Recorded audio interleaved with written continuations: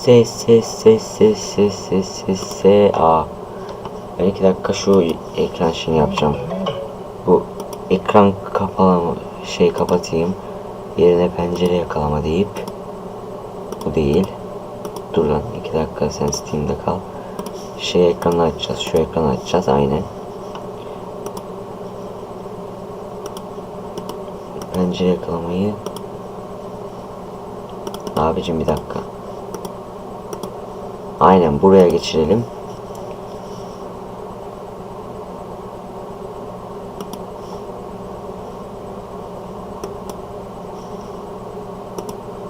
Sinema yok, normal mod olsun. Bunu böyle küçültelim. Bu yana da böyle küçültelim.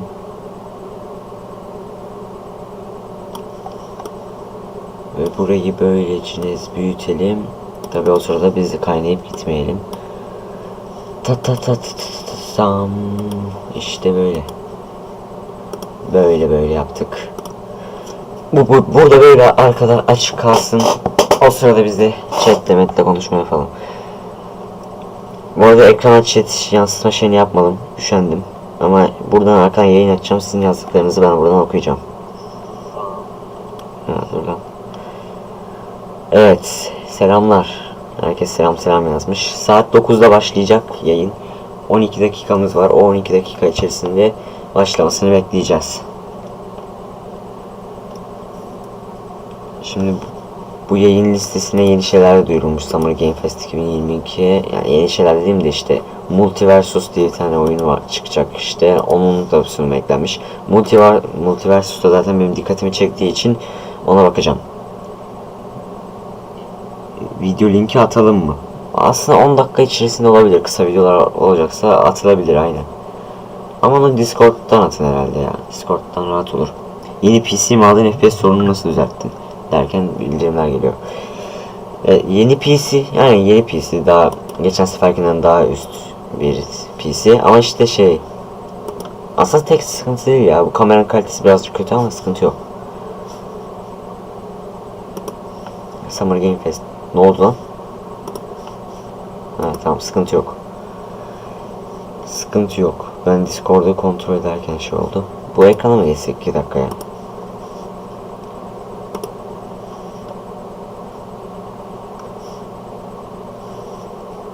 Neyse. Kaldı şurada 10 dakika bir şey. Şu ekran yine gidip durmasa. Ben chat'i okuyacağım, chat'i. Burada çok komik şeyler diyorlar çünkü arasında GTA 5 2 falan diye. Başlıkta bu arada var. Modern Warfare 2 ve daha fazlası. Modern Warfare de yani çıkacak.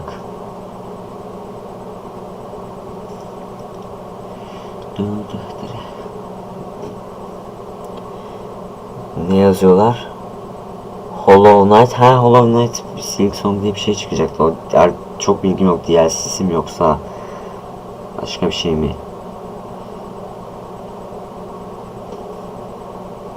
Discord'dan video link atayım mı? Aynen at, iyi olur. The Last of Us Part 1 mi? Abi Fortnite 2.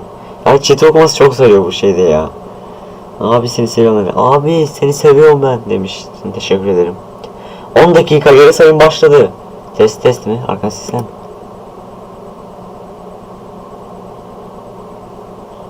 Yok, ben de test diye alt yazı çıkınca arkadan ses deneme 1-2 gibi şey diyorlarmış gibi oldu.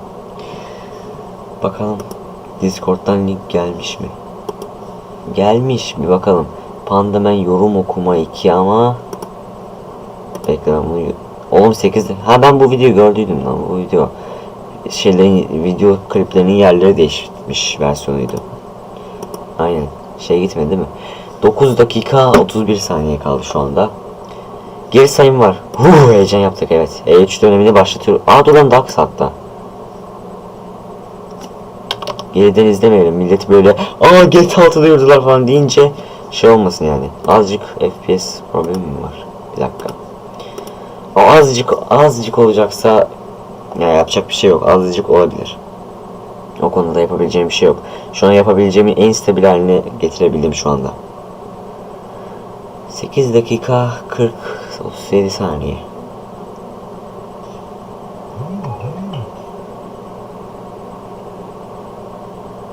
Bir dakika.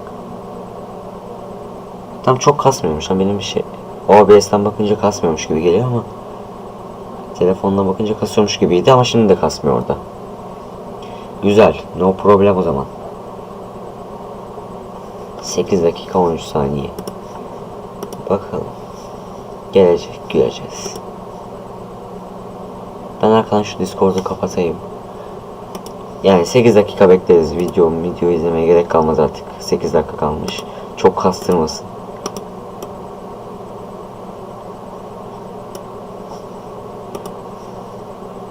Başka gereksiz şeyleri kapatıyorum. Neyse hop.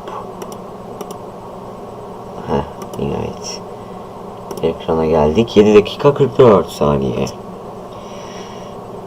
Bu yayından bakın Pandora Prime dönemi 2020. Ulan şimdi arkaya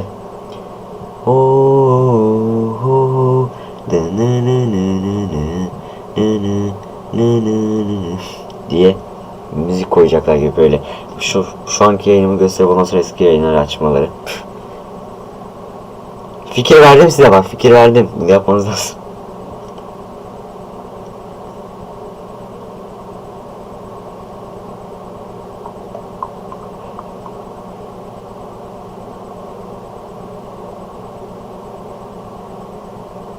Süper Otopets'te en iyi pet ve yemek ne? Bence en iyi pet monkey, en iyi yemek. Evet, çikolata. Çikolata iyi yemek. Şey çok iyi ya ama. Kavun çok iyi. Karpuz mu, kavun mu? Çok, ben onu seviyorum. Karpuz güzel koyuyor çünkü. Bazen çok işe yarayabiliyor. Bir de hayvan olarak deve böyle geridekine güç veriyor ya her hasar yedikten sonra. Eğer ki devenin gücünü iyi arttırırsan, canını iyi arttırırsan geridekine güzel koruyabilir. Güzel can ve kalkan güç verebilir. 6 dakika 24 saniye geri sayımını tek tek söyleyeceğim sanki. Bekliyoruz. Chat'i okuyacağım. Amogus. Direkt baştan gördüm ha. Morbius the Move Game. Evet, Morbius da meme oldu. Callisto Protocol. Ulan şu Steam'den önce 92 lira olup ondan sonra 500 liraya çıkan oyun ya. PS6. Yürü git lan oradan. RDR1 Definitive Edition mantıklı olabilir ama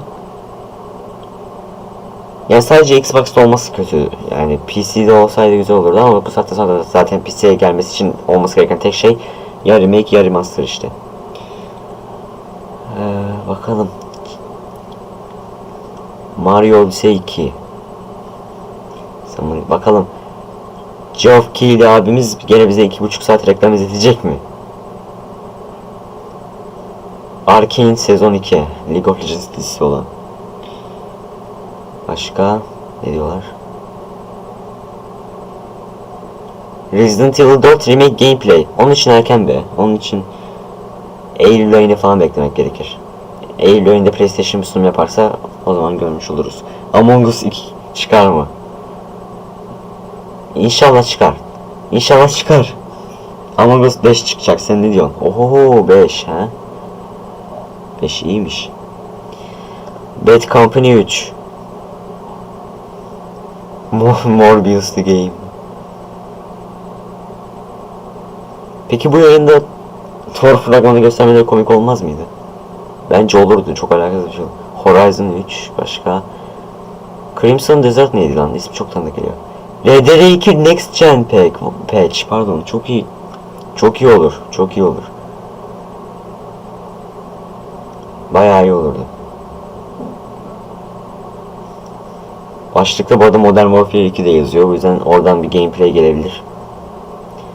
FF7 Remake 2 aynen. Kingdom Hearts 4. Bilmiyorum, belki olabilir. Vay anasını, Digimon yazan bir insan gördüm. Başka ne diyorlar?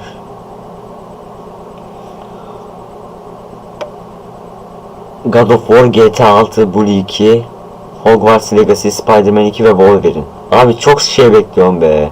Acayip fazla şey bekliyorsun ya. God of War gelebilir ama o PlayStation kendi sonunda olur muhtemelen. GTA 6 çok bekliyorsun. Bully 2 acayip fazla bekliyorsun. GTA 6'nın çıkma olasılığından daha düşük bir olasılık. Hogwarts Legacy belki olabilir. Spider-Man 2 belki olabilir. Ama gene PlayStation sonunda gösterilir. Ve Wolverine'i görmeye daha çok var. Daha bir kere Spider-Man çıkacak 2023'te, ondan sonra zaten Wolverine çıkacak ki zaten daha en başında Wolverine'in yapılma aşaması. 2025'te falan çıkar oyun. Wolverine oyunun oynanış veya fragman niteliğinde oynanış veya direkt trailer olabilir. Ya Wolverine için erken ya. Wolverine'i niye bu kadar erken duyurdu onu da bilmiyorum. Daha yani Insomniac Games'ten direkt 2 tane oyun çıktı. Birisi Spider-Man, zaten 2023 dediler. Wolverine'de sadece Wolverine'in pençelerini gördük yani. Onun çıkmasına daha var 2025'te. Daha fragmanı gelmez yani onun. God of War gelebilirdi de sanki artık o sunumu da yani PlayStation kendi sunumu yaptığı için onu kendi sunumuna saklarlar diye düşünüyorum ya. RDR2'nin ikinci oyunu çıkma ihtimali. RDR2'nin 2. GTA 7. Aynen. Hoş geldin Yiğitcan. Başka? Elden Ring Part 2 mi? 2 dakika 22 saniye, çok az kaldı lan. GTA 4 Remastered. Yok. Ay GTA 6 çıkmasın diye mi uğraşıyorsunuz lan siz? GTA 6 Remaster mı? Çok değişik. Satranç 2. Çok değişik şeyler oluyor chatte ya. Lego Morbius. Abi şu chat'i görmeniz lazım. Mükemmel bir şey ya. Cuphead DLC gelebilir bu arada. Cuphead DLC'den bir gameplay gelir mi? Battlefield 6. Geçen sene Battlefield 6 dedik, 2042 çıktı. Bakalım Battlefield 6 çıkar mı? Bence bu yayında çıkmaz Battlefield. Geçen sene ağzına ettiler. Seneye artık bir fragmanla yeni oyunuyla düzeltmeleri lazım. Başka chat acayip hızlandı. Fortnite 2 diyenler var. Far Cry 7 diyenler var. Peki. Far Cry 7 yerken daha 6 yeni çıktı onun. Fortnite 2. Ha 2 yazmış şey. Need for Speed 2022. Hakikaten en son Need for Speed ne zaman çıktı? Başka 1 dakika kaldı.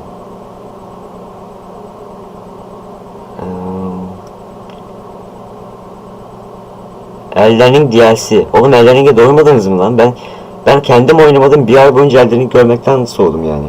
Cuphead bu sene coşuyor, hem DLC hem dizisi. Dizisi güzeldi ama ben o oyunu oynamadan önce izlemiştim. Ben bir de oyunu oynadıktan sonra izlemek istiyorum. Yani bossları falan şimdi görüp de oyunu anlayıp izlemek istiyorum. İşte 30 Haziran'da mıydı DLC çıkacak ya, onu oynayacağım. Daha hala fiyatı belli değil mi? Abi bu yayında bir Among Us gelir mi? Dur ilerleteyim lan, galiba ben geriden. Oy 10 saniye geriden izliyormuşuz. Şöyle bir gecikme olabiliyor. GTA 5 episode 2. Lanet olsun. Tamam. Sesi açayım. Buradan da açayım. Hadi. Heyecan 4, 3, 2, 1, 0. Lan ne heyecan lan, daha bir şey görmedik. Ses iyi geliyor mu bu arada?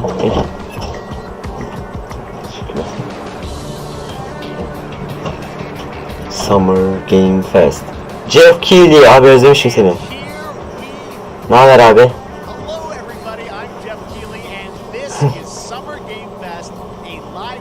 Seni hıyar yerken izleyeceğim abi, kusura bakma.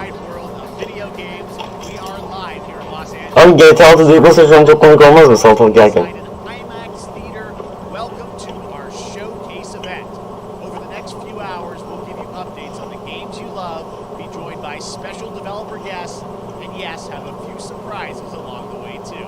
Ses az mı geliyor?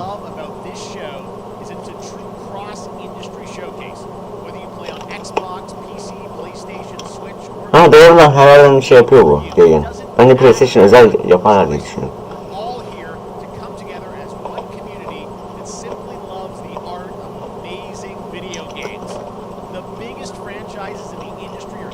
Çok mu kasıyor lan? Yapma be. Yapma. Çok mu kız? Ses az. Lan sonda bunun sesi de. Hay anasını. Abi biraz sesli konuşur musun? Benim ses azıcık kısayım o zaman ya. Benim ses çok yüksek. Street Fighter peki. Lan. 2023'te. Peki. Güzeldi mi lan? Anasını ben bir şey kaçırmışım az önce.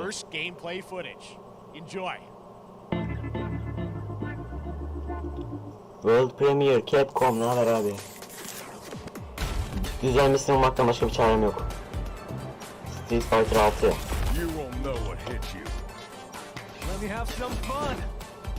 Let's get this mission started.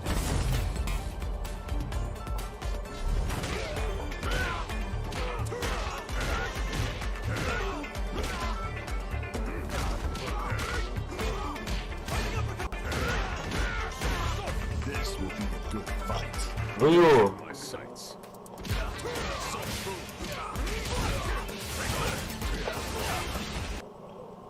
Oha. Yapma böyle şakalar abi.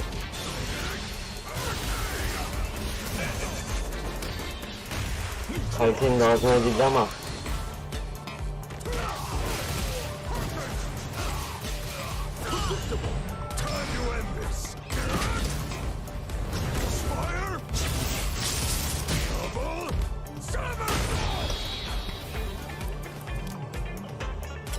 I'm just on another level.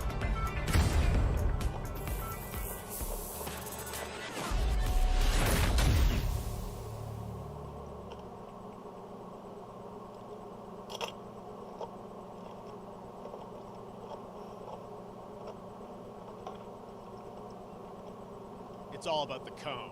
All right.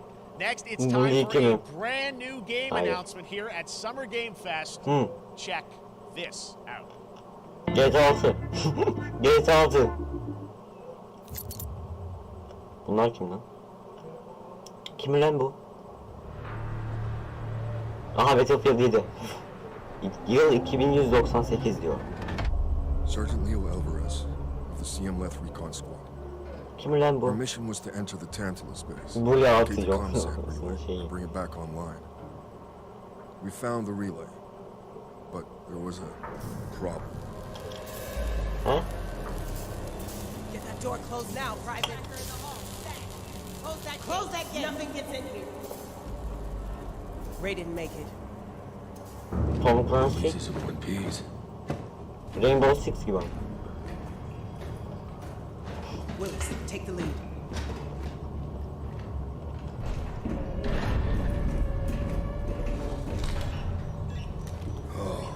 Hitman. Yok Hitman değil. Hitman değil.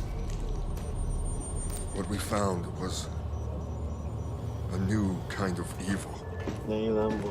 and it found Bir us an first. Battlefield'a benzetir gibi oldum ben başta ama yok değil alakası yok. This wasn't human. Alien! Anlasana satayım Alien. Alien yeni olmuştu. Open fire! Go, go, go!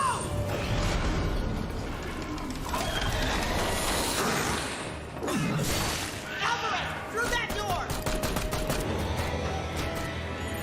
Kaktüs adam mı yok lan?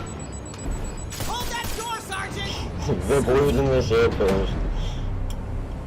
Lan komik olurdu. Neyse. I don't know what I saw in there, but I know when I close my eyes, I still see it. Now everyone's dead.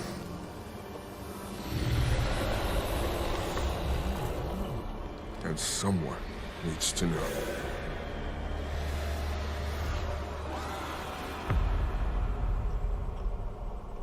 Alien ne? Aliens. Dark Descent. Peki. Hı? 5 tane yeni oyuncu gördük. 2023. O üstten That was bakmadan oynanılıyor Aliens ya. Dark Descent, and it's coming in 2023 to console Strateji and oyunu PC. bakış açısını. Oradan Next, oynanıyor. 2 years ago at the Game Awards, we revealed the Callisto Protocol from Ha, the Callisto creative Protocol. forces behind the Dead Space franchise. Steam'de Today, I am 92 liradan thrilled to 500 get lira to olan show oyun. you the Hala first içim yanıyor. raw gameplay alongside its creator Glenn Schofield. Online korku oyunu First, here's girelim the bence süper olur quote-unquote biraz. Bugün öğle arası benim of the brand new trailer yemek yerken with aklıma ne a geldi biliyor little musun? more gore. Böyle komik şeylerle, neşeli böyle şarkılarla oluşturulmuş bir playliste şey oynamak. Outlast 1 oynamak. Yayında. Böyle bir planım var.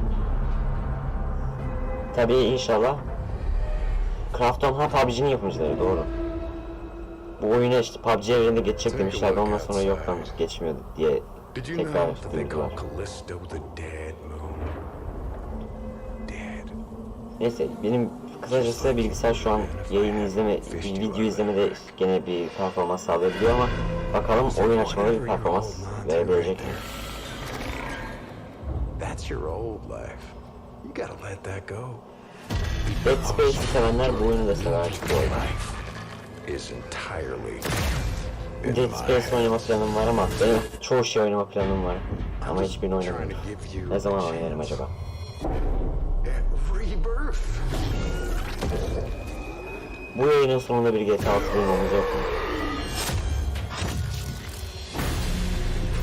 Cidden kalkarım yerimden, burayı terk ederim ve 2,5 dakika sonra gelirim. Tam olarak 2,5 dakika sonra. Vasaki kıyamet vermiş gibi oldu böyle. Yayının sonunda GTA 6 duyguları ve 2,5 dakika çıkıp gidiyormuş.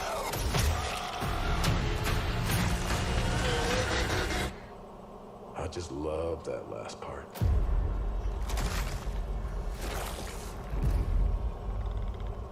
Gives me chills every time.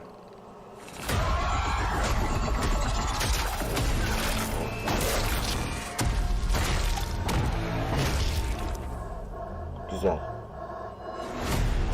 Outlast 3 mü? Aa hakikaten Outlast 3'e ne olmuş ya? Biraz çıkacaktı sanki. Outlast Trials. Oo. Oo. Güzelmiş. Güzelmiş. Welcome to your new home. Callisto Protocol. Outlast 6. Lan GTA 6 nelere yol açtı.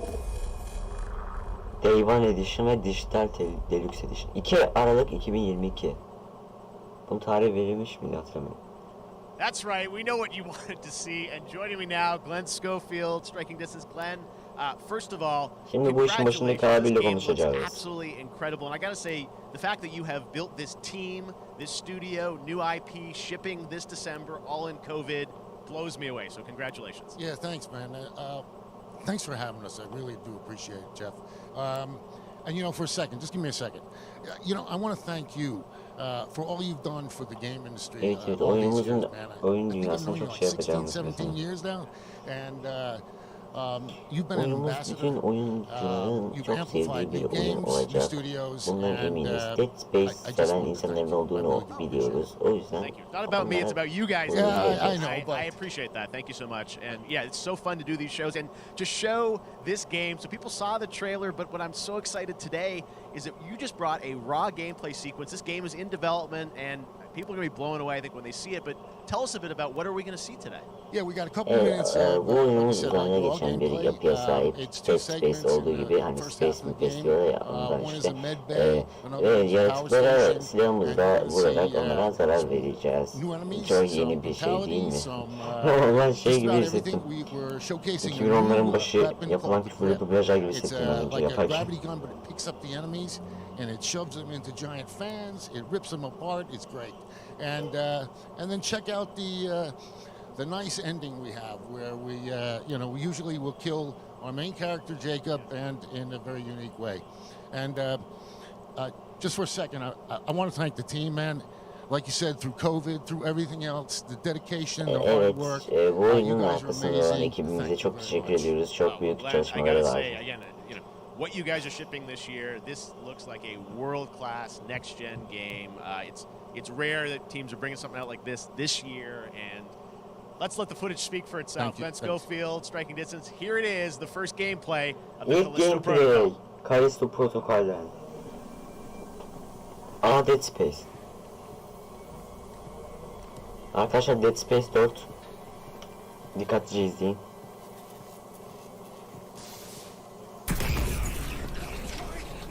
Yeni nesil aletlerde kaydedilmiş. PlayStation 5 veya Xbox'ta.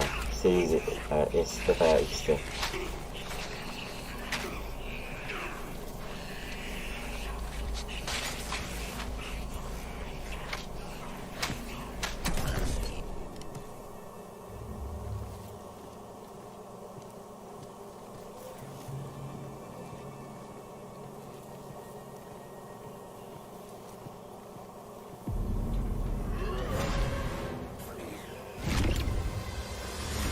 Oo.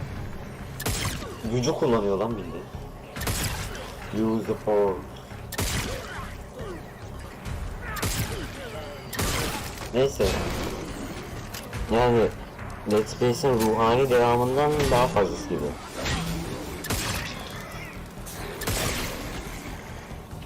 Buna çıkıp Dead Space 4 desen hiç şey demezdim yani. Karşı gelmezdim.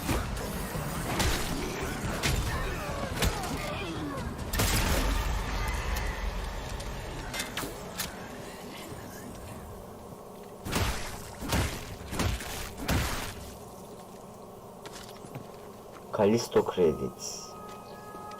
Bu Callisto Credits'lerle kendinize güzel kıyafetler vesaire alabileceksiniz maalesef. Olay olsa hep komik olur. Evet.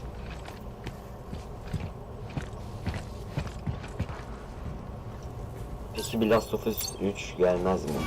Gelmez. Sanmıyorum. Çok düşük bir rica.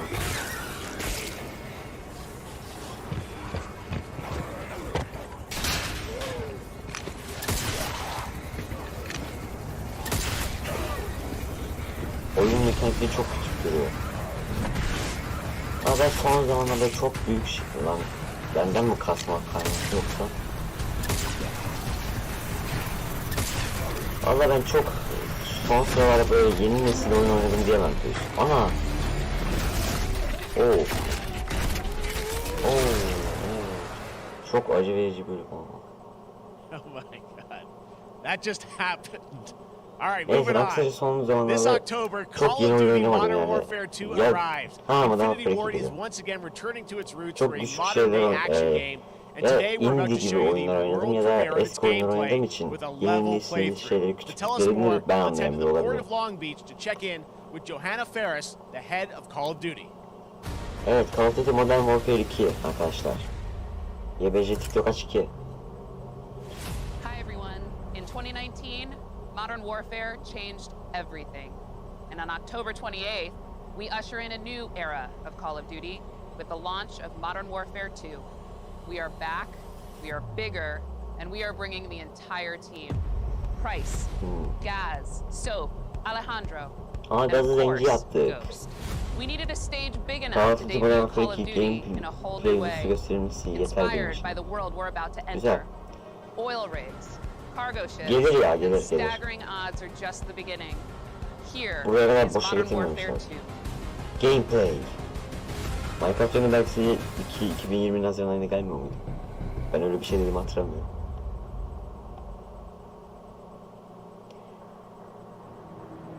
Hadi bakalım.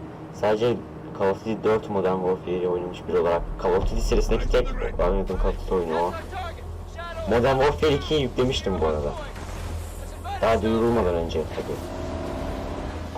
PlayStation şu an yüklü duruyor ama oynamadım. Modern Warfare 2 duyurulmuşken Modern Warfare 2 oynayayım bari.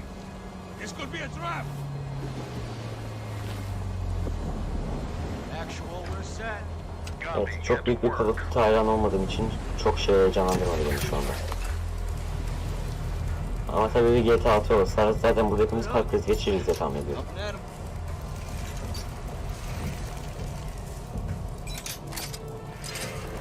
Grafikler bakın. Evet, benim şu an yayında çok güzel gözüktüğünü zannetmiyorum ama gene de bir orijinal yayına baksak daha güzel gözüküyor. Gene bir gemi bölümü herhalde.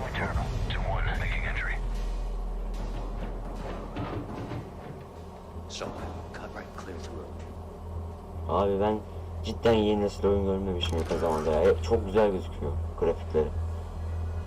Yani her oyunun grafikleri çok mu güzel gözüküyor ya. Ben cidden yakın zamanda böyle 2020'de 2021'de çıkmış oyunlar oynamam lazım ya.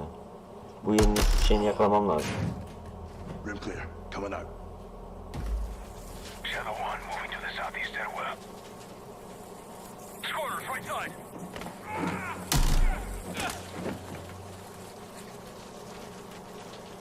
Evet, kalktım Modern Warfare 2 oynayacağım. Yayından sonra. To above. Bak, oho. Bayağı güzel gözüküyor ya.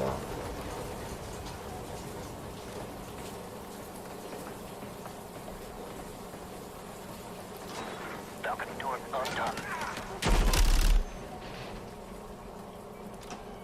Ama hikayenin uzunluğu ne kadar olacak mesela? Şey gibi Black Ops Cowboy gibi 5 saat falan sürmesin. Moving to the main deck. Modern Warfare ise yani o kadar kısa sürmez ya. 10 saat olması lazım bence. Soft Activity ile oynamamız ama Alejandro'nun filminde olması değiştiğini bitti. Ha Soft'la oynuyoruz değil mi? Tamam. All shadows, force out.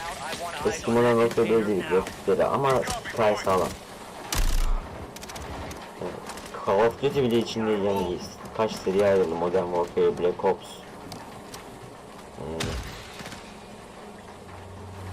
Bak bir bundan sonra bakalım ne yapacak. Şey nasıldı bundan önceki Call of Duty neydi?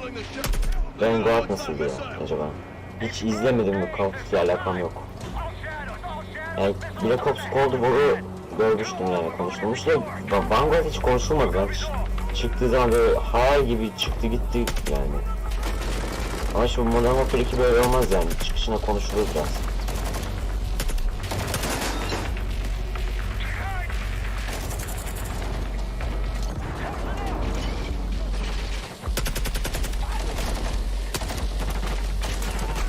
Modern Warfare'de sürekli bir gemi bölümü var yani. Bir de gemi bölümüyle başlıyor. Muhtemelen diğer oyunlarında da vardı diye hatırlıyorum. Yani gördüğüm kadarıyla, videolarda gördüğüm kadarıyla.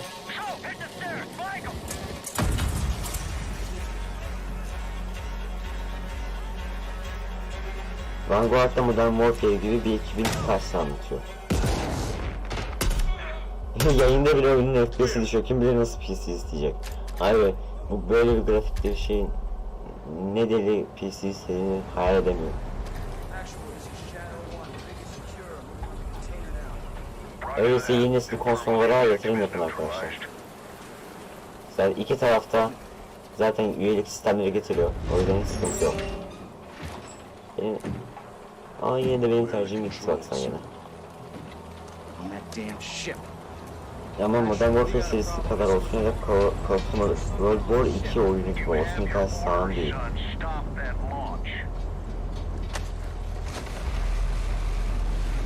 Vanguard'ın hikayesi sağlam değil bize. Öyle.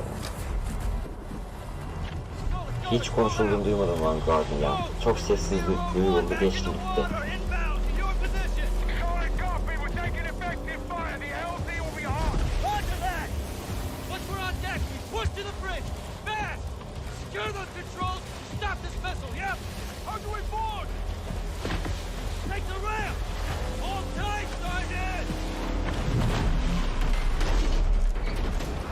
O öldü ve gameplay bitti mi?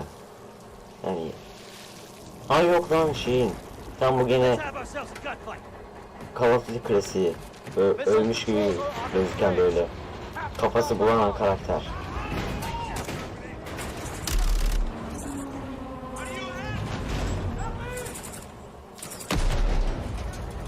Bak hiçbir FPS oyununa bomba kullanmıyorum. Hayır, CSGO'da kullanmam. Ne demez? Battle Royale oyunlarda da kullanmam. Bomba kullanmayı sevmiyorum yani.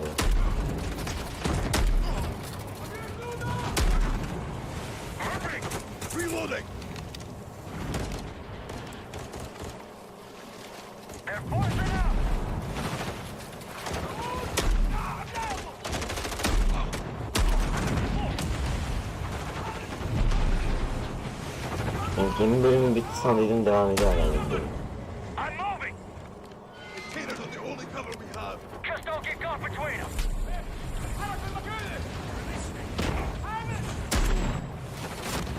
Evet. Modern Warfare hayranları kuduruyor şu anda, deliriyor. Oo aman Allah'ım, mükemmel bir oyun görüyoruz diyorlar. Hayran olmayan ben şu an normal izliyorum. Entry on the third! We have to get to that door! Check your corner! Watch the container! X-ray down! Force right! Channel 1, the missiles for Barrage. How far are you from the bridge?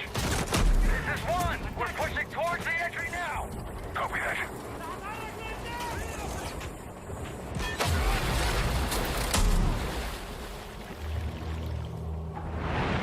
They closed off the bridge entry! Secure the deck and we'll blow the door! Visual on bridge entry. Check it! Ben de Twitch'te yayın açacağım ya. İzleriz. Zamanımız olur. Alright, stand back! Evet. Shadow 1 going explosive on bridge entry! Patla. Execute! Ulan adam... Ha? Nasıl bir geçişti lan? Lan aynı oyun demosu gibi bitti. Mesela demoda diyelim ki böyle bir kapıdan geçeceksin, devamını görmek için oyun sazandı. Pre-order 28 now. Get Ekim. early access to the open beta. Ön sipariş yaparsanız açık beta'ya girebilir That's misiniz? what we're Peki. talking about. And joining us now, up from Long Beach, Johanna, great to see you. How's everything? Evet, Things, şimdi bir daha great to have you with us, yapımcılardan and also oyunun Jeff övülmesini from, Infinity göreceğiz. Ward. So we saw the first gameplay. Oyunumuz Thanks for that şöyle güzel, extended böyle sequence. Looks harika. incredible. Jeff, tell us a bit FPS about dünyasına that yeni bir şey mission. açacak. Where's that set in the Vay. game? What are we seeing there? Absolutely. So, first of all, we're really excited to welcome back Captain John Price and Gaz Garrick. You know, they're not actually in what we just saw today, but they're returning members from 141, and then the other two characters that you may recognize from the older franchise that we're reimagining are Simon Ghost Riley and of course Soap John McTavish. And then a couple other new characters in here that we're really excited that we got to create for this game.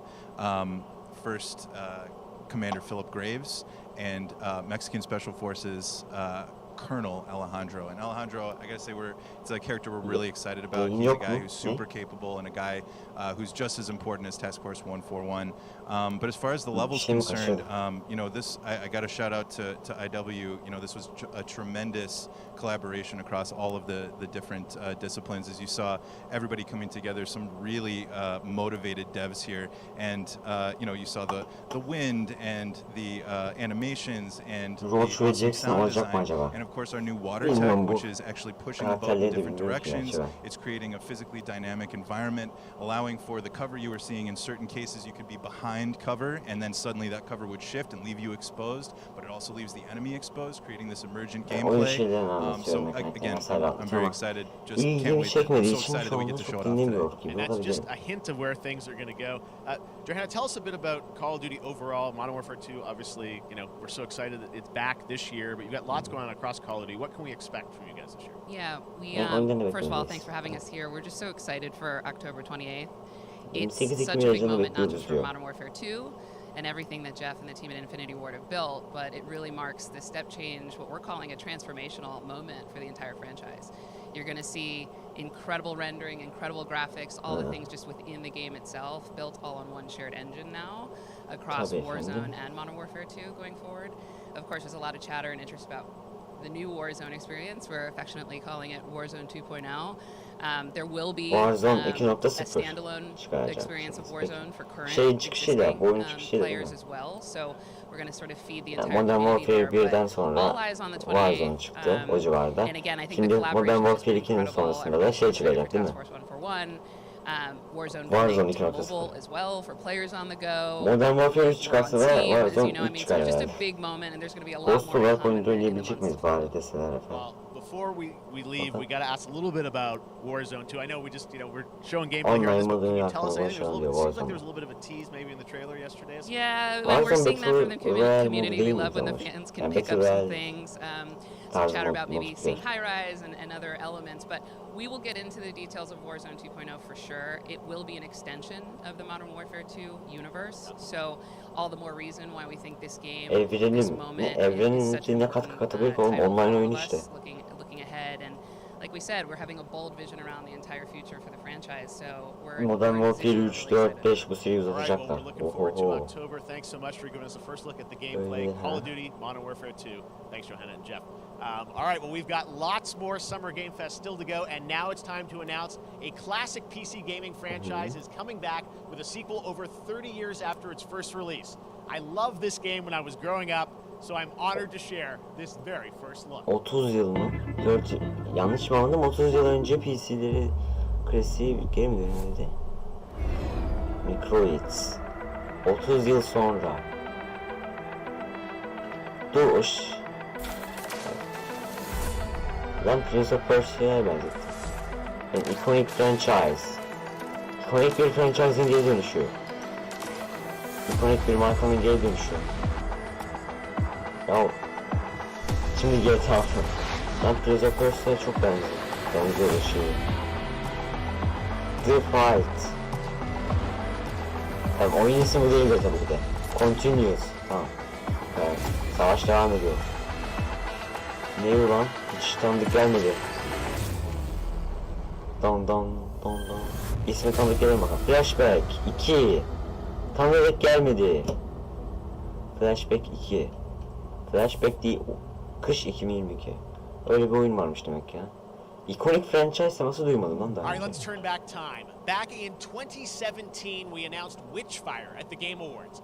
Almost 5 years later, I am so excited. The team at the Astronauts in Poland has put together an in-depth look at the gameplay of this dark fantasy first-person shooter, which will enter early access soon. I am so excited to play this. I bet you will be too. Limbo 2 çıksa çok güzel olur. Aynı zamanda mobilde. Limbo 2 çıksa iyi olur yani.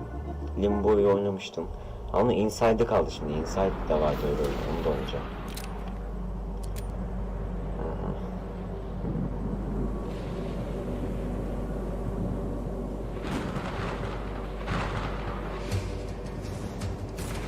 Niye Dishonored'a da benzettim? Aynı zamanda Call of War'e de benziyorlar.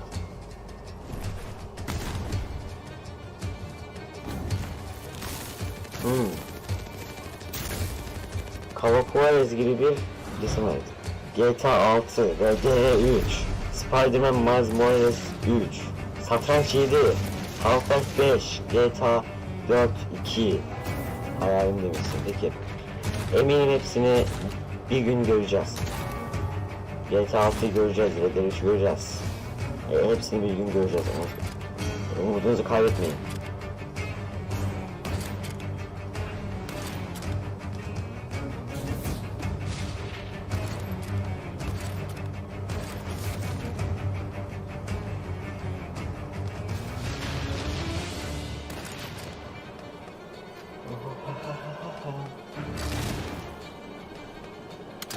O ne ya? 2 dakika 2 saatlik kristale yürüyor. Ne böyle? Abi kristal alamam. Gitti. Witchfire. Early access soon. İstekliseniz atın. Yakında arkadaşlar çıkacak. Epic Game Store. Epic'e özel ha? Peki. Okay, next up comes an ambitious new game from a new independent studio in Europe, starring some very familiar names. Enjoy this world premiere new game announcement. Yeni bir indie stüdyodan indie bir oyun gelecek. Yeni bir stüdyonun ilk oyunu. Peki, Fallen Officer Taylor, Medlog diye bir oyun. 29. Today, Unreal Engine 5 ile I mi can't believe geliştiler what I şu an? saw. Oo, Cyberpunk gibi bir şeydi. Solace, everything okay in there? Yani indie diye çok grafik beklememek lazım. Şu zamana kadar çok grafik, güzel grafikli şeyler çıktı ama. indi diye çok fazla bir şey beklememize gerek yok.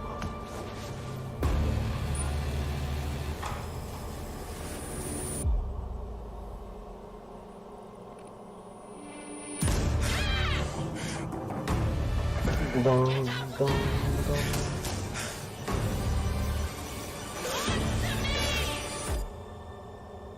Something's going on here, Tesla'nın yeni projesi and I need to find out what it neymiş? is. Ford Solis. Peki tamam. O Ford'u görünce bir korktum, böyle Fortnite 2 çıkıyormuş oyun. Fortnite 2 That's şakaları something brand new, gerçek and look who olabilirdi. it is. Troy and Roger in person. Guys, this Ay, is so siz fun. The kimsiniz fact ya? that we're working on a game together. What a cool team up. Welcome to the show. Ya tak oyunları I gotta ask göstermişti, you guys, kimse who are şeyini your taktığı characters yoktu in bu this şeyleri. game? Konuşmaları. I get to play a character named Wyatt Taylor, who's a medical officer who's stationed at this base. Troy in the Baker, South. Roger Clark. It's the Troy Baker ismini epicenter duydum of this hacı mystery ama that we'll discover and uncover as we go Şimdi through the nasıl game. And oldu? of course, my character will be at times in opposition with Roger's character. Battle we've been waiting to see. Every once in a yeah. Oh man, we can't wait to show you what we've been working on. And by the way, Jeff, this looks awesome, man. It's so Ne zaman great to be çıkıyor here. lan bu? Thanks for having us. It's so great that Otur you're az önce another game. gösterdiler de. I mean, it's Çok feel like this is the güzel first yani. game since It's Red Dead 2. one of the first major ones for a while, and I play a character by the name of Jack Leary. He's a maintenance engineer. Lan bu şey değil mi? Ana. Russian mining post. His job is to make sure that none of the equipment Ulan breaks bu down while it's on Red Dead 2'de graveyard Arthur shift. Morgan'ın Graveyard sesi shift nereden lan? meaning Mars and Earth are really far apart from each other in their orbits around the sun. Whoa. So help is not a simple call away. I gotta ask. I think a lot of people will see this Ulan thing böyle and probably wonder. You know, it's a new team, right? bir an adam You know, Red Dead independent dediği gibi studio, geldi, you're ondan sonra making this, but with huge production dinledim lan bu values. adamın Curious, sesi Arthur how Morgan. did you guys get attached to this? Tell us a bit about the background. I will say that 2020 to me was the most impactful year for games. It was the Amerikan first. şakaları Obviously, adam. we had this unprecedented event with the pandemic, and that Neyse forced kardeşim, the way that bir we kere looked at everything as a society. bir but kere also bu the ways that ideye we bağırır function. mısın lütfen? But it was also brand new consoles. We had more tools that were being made available that were leveling the playing field between like the AAA Biraz daha studios konuş and the lütfen abi. indie studios, the AAA studios. And so, Ağzını just like yayarak everybody else, konuş we got lütfen. reached out. James Tinsdale with this brand new studio said we'd like for you to consider being a part of this game, and he walked me through a very brief description of what the experience was going to be like. And Adam at the very için bir beginning, he kaç saat said, seslendirme yapmıştır we ya want this to acaba? feel it's a tight thriller. We want it to feel like Dead Space meets Duncan Jones' Moon, and I was like, sign me up. I'm into that, absolutely. And full like performance capture and everything. Ah, right? yeah. Absolutely. New studio, brand new energy, and of course, I get to work with one of the best in the business. And me. I get Peki the privilege arkasında bayağı to şeyler see varmış. this Bayağı guy and watch him taşaklı bir in film action. varmış. I know I love to work, and I love the challenges, İndi all mindi the dedik ama new innovations that this medium provides to performers. We can't wait to show you what we've been working on.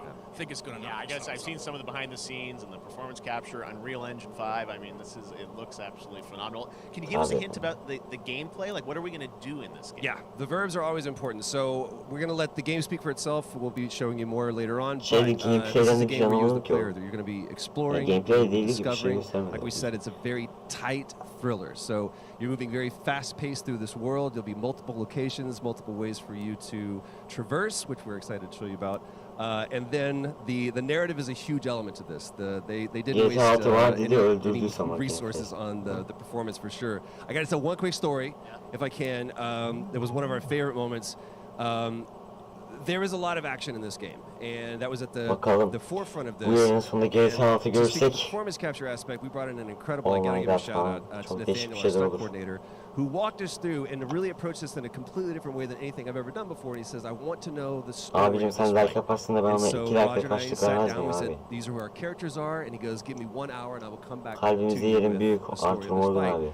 And after an hour, he comes to us and he goes, it was like a recovery program. It was 12 steps, and he walked us through this incredible fight. And about halfway through, I started tuning him out, and I was like, "Hey man, I just want to let you know I've got no ego about Gösterdiğinizden daha this. fazla But I can do a konuşmaya lot ne of gerek things, var?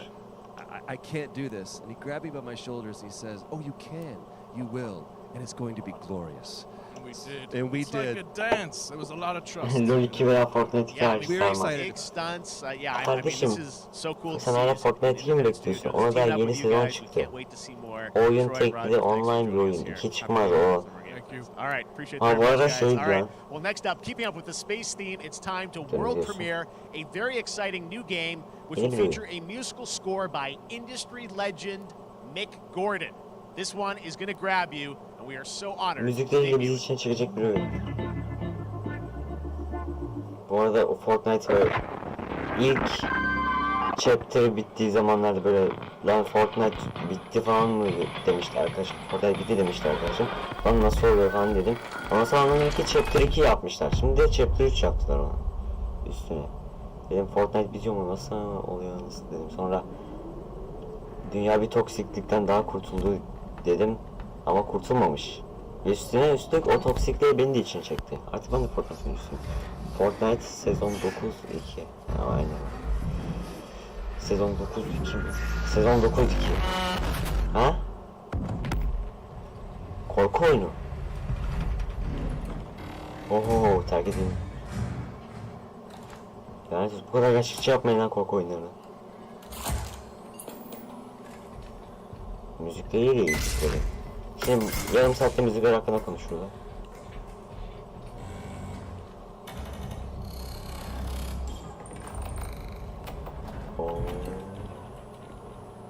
Outlast kamera.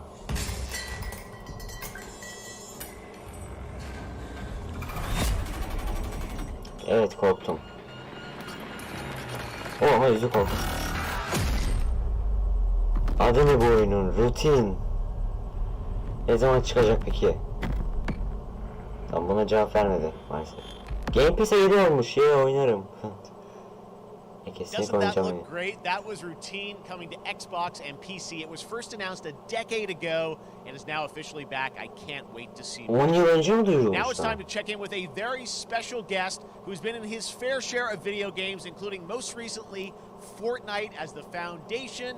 Dwayne Johnson. Dwayne Johnson Fortnite şeyinde, Allah. What's up, everybody? And what's up, Jeff? And what is up to the Summer Game Fest audiences live streaming right now around the world, and everybody in the epic IMAX theaters.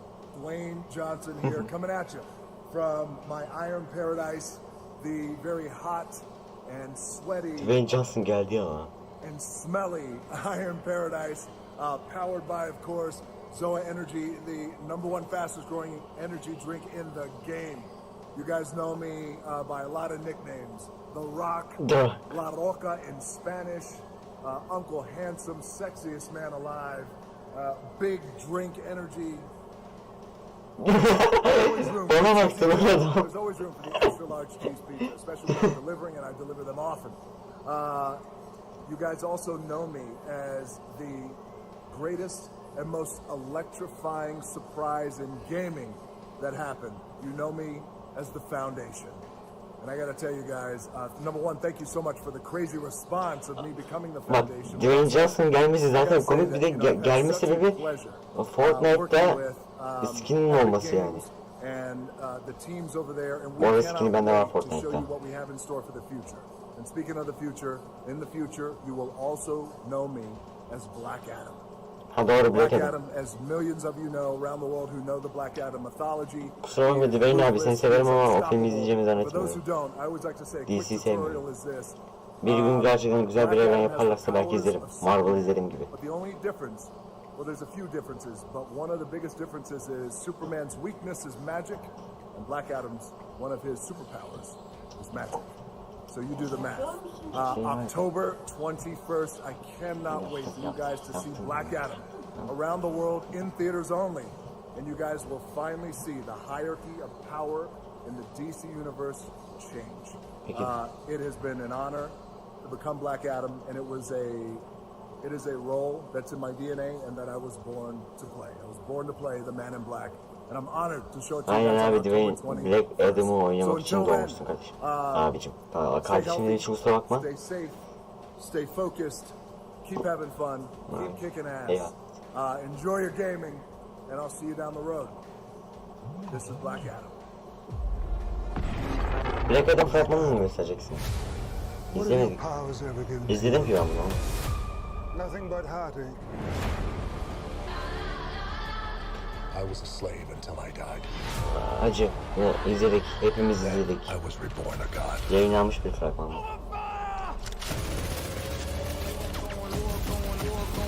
Now, I kneel before no one. You can be the destroyer of this world. Or you can be its savior. Dwayne abi adam be abi. Adam be abi. Bunu taş attı adam ya. Taş attan yürüyemiyor abi ya. That's up to you. Behind you! Did he just catch a rocket? He got a rocket. Vay roketi aldı. Elinde patladı. Ama tabii ki de ölmez. Çünkü Dwayne Johnson değil Black Adam falan. Dünya bakalım ne diyor. Apex Legends mi? Yok, Outriders'mış. Pardon. Bu kadar cahil olduğum için kusura bakmayın. Ben bu kadar Fortnite şeyinden sonra bir Fortnite fragmanı gösterdiğini izliyorum diyorum. Bilmiyorum.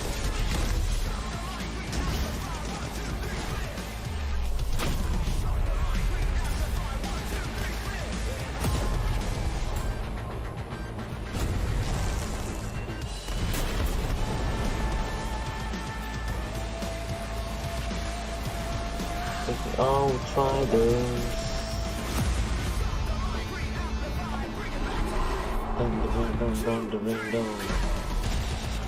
Siyah adam, Black Adam, siyah adam. Peki. GTA San Andreas için her gün yayın açıyordun, 11 gün boyunca açtın. Şimdi Vice City için kasman yok mu?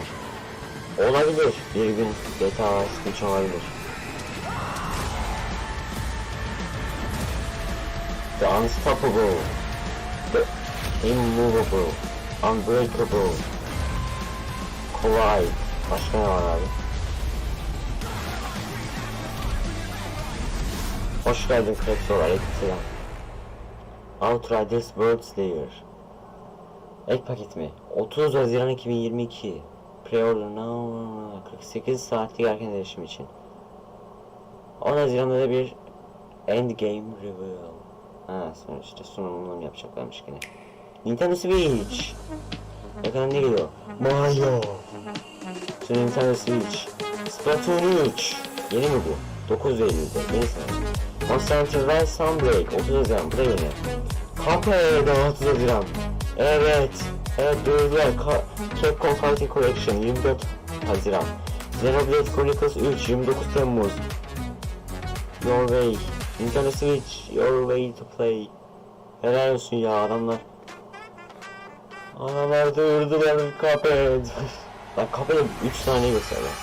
Fall Guys.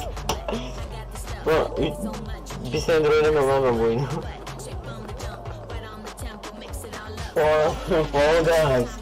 Hiç beklemedim lan. O tap sesini duyunca sanki böyle yıllar önceki travmam tetiklenmiş gibi hissettim aynı. Bayağı oynamıştım şu 100 saat yakın şeyim var Steam'de. Fall Guys. Şu yeni sezon çıksın belki bir yıldan sonra geri dönerim. Cuphead varsa ben de varım. Ben de varım aga, ben de varım. Bu Cuphead gelsinden sonra Cuphead 2 bekliyorum.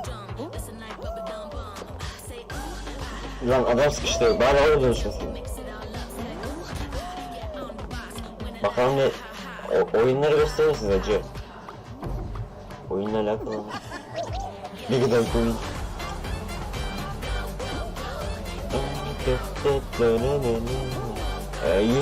100 kişiden 40'ı kazanıyordu ilk turda. Nasıl bunlar hepsi kullanıyor? Fall Guys sezon kaçmış? Herkese beleş olarak sezon 1 21 Haziran'da geliyormuş. Herkese beleş olarak. Para verenler ne yaptı acaba? Ama zamanında 30 lira mı 40 lira 30 lira vermiştim ya. Nintendo Switch, Xbox, PC, and PlayStation. All right, back to another new game announcement. We're going to announce a brand new game and universe from a new team of legendary developers. Yeni bir oyun, yeni bir evren diyor. Bakalım ne evreniymiş. Frost Giant Studios. Frost Giant. Neyse ismi çok tanıdık. Kutuplarda geçen bir oyun. Subnautica mı acaba?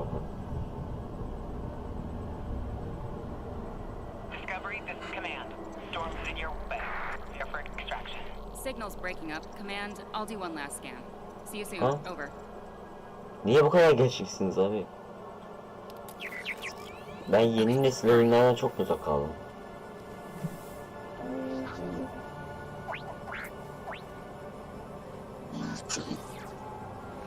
GTA 6 ilk oyunu. Ya. Aha kapet, bu mu kapet oğlum? Ulan yetti bu uzayda geçen oyun. Değil mi? Değil mi? Ulan millet dünyayı unuttu. Command, Az bir şöyle bir oyun yapın, Adana sokaklarında Tofaş'ta yanlayabileceğimiz bir oyun yapın. Uzay oyunundan daha fazla tutmazsınız, bir şey bilmiyorum. Hoş geldin Ahmet. Arts. Oyun oynadım, o yüzden geç geldim. Hoş geldin, hoş geldin. Neyse. Gençler tarihler boyunca, yıllar boyunca sürekli uzay hakkında oyunlar yaptılar. Ama şu havasına doğru uzay değil de kutuplardaymış gibi hissettim ben. Belki de öyle. Bu kapet değil, DLC'si gibi. Bence de ya, çok farklı. Aa, Diablo şeytanı. Abi dötüm, tabancayı bana indirebileceğini mi sanıyorsun ya?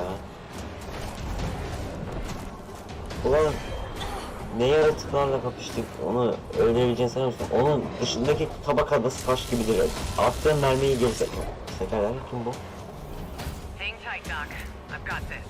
Yani bu alır işte ancak. Adam tabancayla dalmaya çalışıyor ya.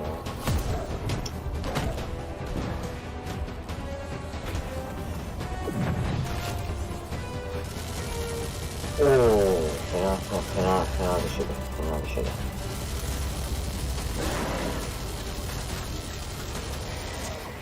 Uzay oyunu olsun ama uzay kafa şeyleri anlamalı olsun. Bu benim fikrim değil.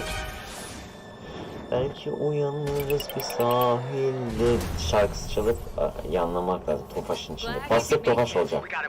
Modifiyeli. Bir oyunda kadın artık çok ışıklı, artık tuhaf yaratıklar kesin uzay ya da kıyamet sonrası oyundur. Öyle bir seçeneğe çok dikkat edin. Stormgate. İsmini ilk kez duyduğum bir oyun. 2023 betasına kaydol. 2023'te çıkacak demek. playstormgate.com. Kesinlikle bu siteye gireceğimden emin olabilirsiniz abiler ablalar. Aynı bunun hakkında 15 dakika konuşmayın be. Stormgate is real. We have a name and some details. Very crazy, first of all, baby. congratulations on this announcement. We're so excited about the return of RTS, brand new franchise. RTS What is a mi? Stormgate, though? All right, so Stormgates are portals that open during a massive solar storm that unleash the infernal host Hacı kimsenin on ilgisini future çekmediğini Earth. biliyor musun? We biliyor saw musunuz some kimsenin hints of ilgisini some, you çekmediğini? know, you guys coming from Blizzard and StarCraft, everyone wants to know about races. Tell us about the sides in this RTS. Abi Blizzard'dan geliriz Yeah, zaten we're lan. unveiling Tam our Blizzard first two oyunu. factions today, but there will be more. So the Human Resistance, and we saw an archaeologist from the Human Resistance in that intro cinematic. Abi And then tahmin also the edebiliriz infernal bu nasıl bir hosts şey are olduğunu these yani. demon-like monsters who come from another world. Şeytan gibi yaratıklar neden tanıdık geliyor acaba? Diablo diye bir oyununuz olduğu için olabilir mi? Pedigree of the team, you know, where do you want to push the Artık çık GTA 0. GTA 0'ın. Asya bölgesindeki çıkan her oyunda en az bir tane taş gibi kız vardır. Doğru. Doğru. Ama güzel grafikli böyle. Gerçeğe yakın grafikli ama anime kızı First thing I benim want to bunda. say is we are very consciously trying Lan to stay kafede true RTX to mi geliyor what yoksa? players already love about RTS. Where Brazers we're mı really Brazers mı trying to dedim? push the Yo. genre and be innovative. First off, approachability.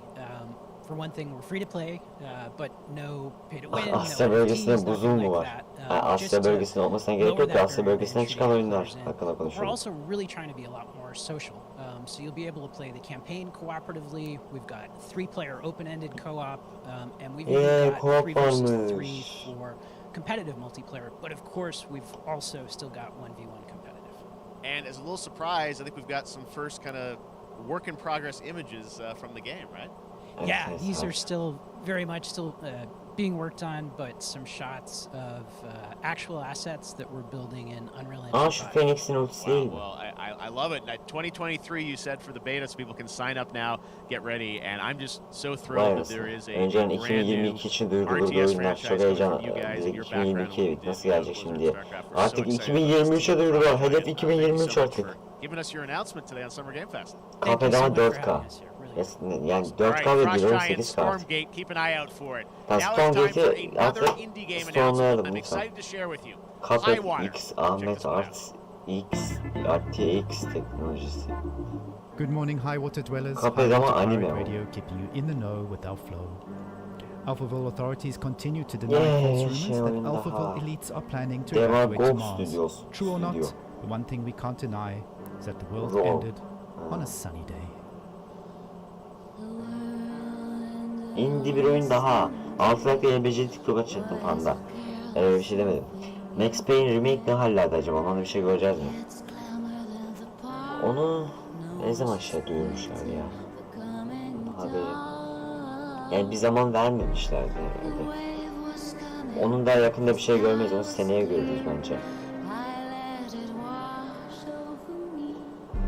Şimdi remake yapıyorlarsa iki oyunu beraber yapıyorlardır. Muhtemelen seneye ya da işte konsept olarak gösterirler.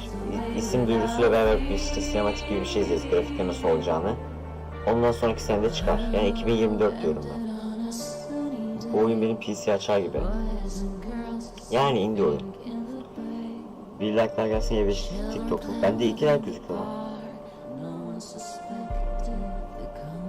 Hacı ben saymam, benim telefonda 2 like gözüküyor. 2022'de geliyormuş. Bu sene çıkacak oyun. YBC TikTok çekmeyi bıraktı, fandoman izleyici YBC TikTok istemeyi bırakmadı. Now, speaking of the world around us, İzleyicilerin sadıktır. is not far from anyone's mind, and it's impacted the development of games, including Replaced from Sad Cat Studios, a Belarusian studio with devs from Belarus and Ukraine. The team had long hoped to reveal a new trailer here today, but were understandably unable to complete it in time. Guys, I just want to say we're thinking of you and all the developers impacted by the conflict, and hope to be able to share your work at a future show. All right, our next game is an official selection of the Tribeca Games Festival. It's American Arcadia, where you play Trevor, whose life is being televised with the viewing population constantly voting you up or down. Ne kadar sürece yazmış mı? 1,5 saat You sürecek need to mesela. start running for your life. Check this out. Ama yazmışlar lan. Böyle Drag Cuphead, One Piece Odyssey daha görmedik. Gotham Knights'ı göstereceklermiş. Açıklamayı okumak faydalı olabilirdi. Neyse, Amerikan bir şeysi neydi? Onu görüyoruz şu anda. GTA San Andreas, GTA Vice City, GTA 3 gibi Edition'ı bu bok etmez umarım Max Payne'i. Yapacaklarını sanmam çünkü Remedy'ye verdiler. Ben GTA'nın kötü olmasının sebebi hem Grove Street, yani mobile portlayan stüdyoya vermişlerdi. O yüzden yani mobile portlayan stüdyodan yani büyük bir şey bekleyemezsin yani. Adamlar sadece mobile portluyorlardı, o yüzden. Adamların çok bir tecrübesi yoktu, o yüzden kötü çıktı. Rockstar da ilgilenmedi ama Remedy yani işinde usta insanlar. Adamlar zaten 1 ile 2'yi kendileri yaptı yani. Remake'ini de yapabilirler. Yani. Subject on the run on camera 4025. Interrupt broadcast immediately. One Piece diye mi okudum? One bir şey yazıyordu. One Piece Odyssey. Aynen One Piece. Belki One Piece oyunu duyacaklar. Listen to me. We can't allow Trevor Hills to escape under any circumstances. Trevor. Rock az önce gösterdi lan. Dwayne Johnson Rock. Hatta kamerayı tam bana doğru şey yaptı. Böyle yaptı. Gerilerde görebilirsiniz. Amerikan Arcadia. Yakında PC ve konsollara gelecek diyor. Peki.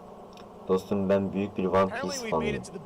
İyi. Next up is a sequel we've all been anticipating for a long time. There's Trouble in Paradise, and watch out, you don't want to get bitten. After many years of rumors, we finally get an update on this much anticipated sequel. Yıllarca gelen söylentilerden sonra nihayet ikinci bir oyunu geliyormuş, devam oyunu. Neymiş bakalım devam oyunu gelecek seri. Nike ayakkabıları giydi. Ne olabilir ya? Bu nasıl surat şeyleri lan? YouTube'a sahip NPC'leri var mı? Lan bu şey değil mi? Lan? Neydi bu zombili bir oyun vardı. Dead Island 2 değil mi lan bu? Ana. Dur. God Simulator. Ana güzel. God Simulator 2. Oğlum Dead Island 2'nin şeyini yapmışlar. Dead Island 2'nin fragmanını almışlar. God Simulator 2 yapmışlar. Ananı satayım. Yayını bu yüzden bekliyorduk. Yayını bu yüzden bekliyorduk. Evet. Yani keçi bokuna bastı. 4 kişilik co-op. Oh. 4 kişilik co-op. Yılın en iyi oyunu. God Simulator 3 mü? Lan ikisi var mıydı bunun? Bunun ikisi var mıydı? There you have it. That was Goat Simulator 3. Ben buna benzer oyun reklamı gördüm zombi. Yani Dead Island 2'nin reklam fragmanıydı. O hiç çıkmamıştı. Marvel Midnight Suns bu şey değil miydi mobil oyunu? Ya bir tane Marvel mobil oyunu vardı arkadaşım oynadı. Bunun ikisi nasıl çıktı lan Ghost Simulator 2? Neyse oynarız lan bu Game Pass'e gelir. Ya bu değil. Ghost Simulator. En eğlenceli simülatör. Abi oynadığım ilk simülatör oyunlarından. Benim için yeri ayrı. Ha Wolverine. Ben bir bakacağım lan bu nasıl şey. Ghost Simulator var mıymış? Nasıl olabilir lan Ghost? Belki de 2 çıkarmayı 3 çıkarıyorlar bilir miyiz? Ghost Simulator 2.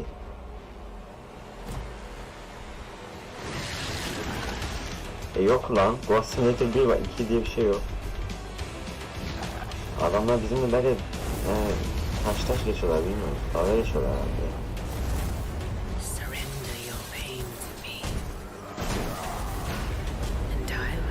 Ben 2 dakika bakmadım bir şey. Evet.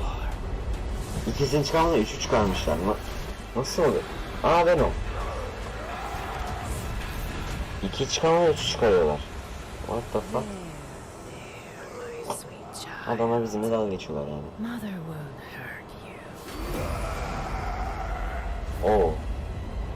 Venom'u evcilleştiren bir kadın görüyoruz. Spider-Man! Typical Parker luck. I'm gonna need some backup. Evet, başka kostümlü bir Spider-Man.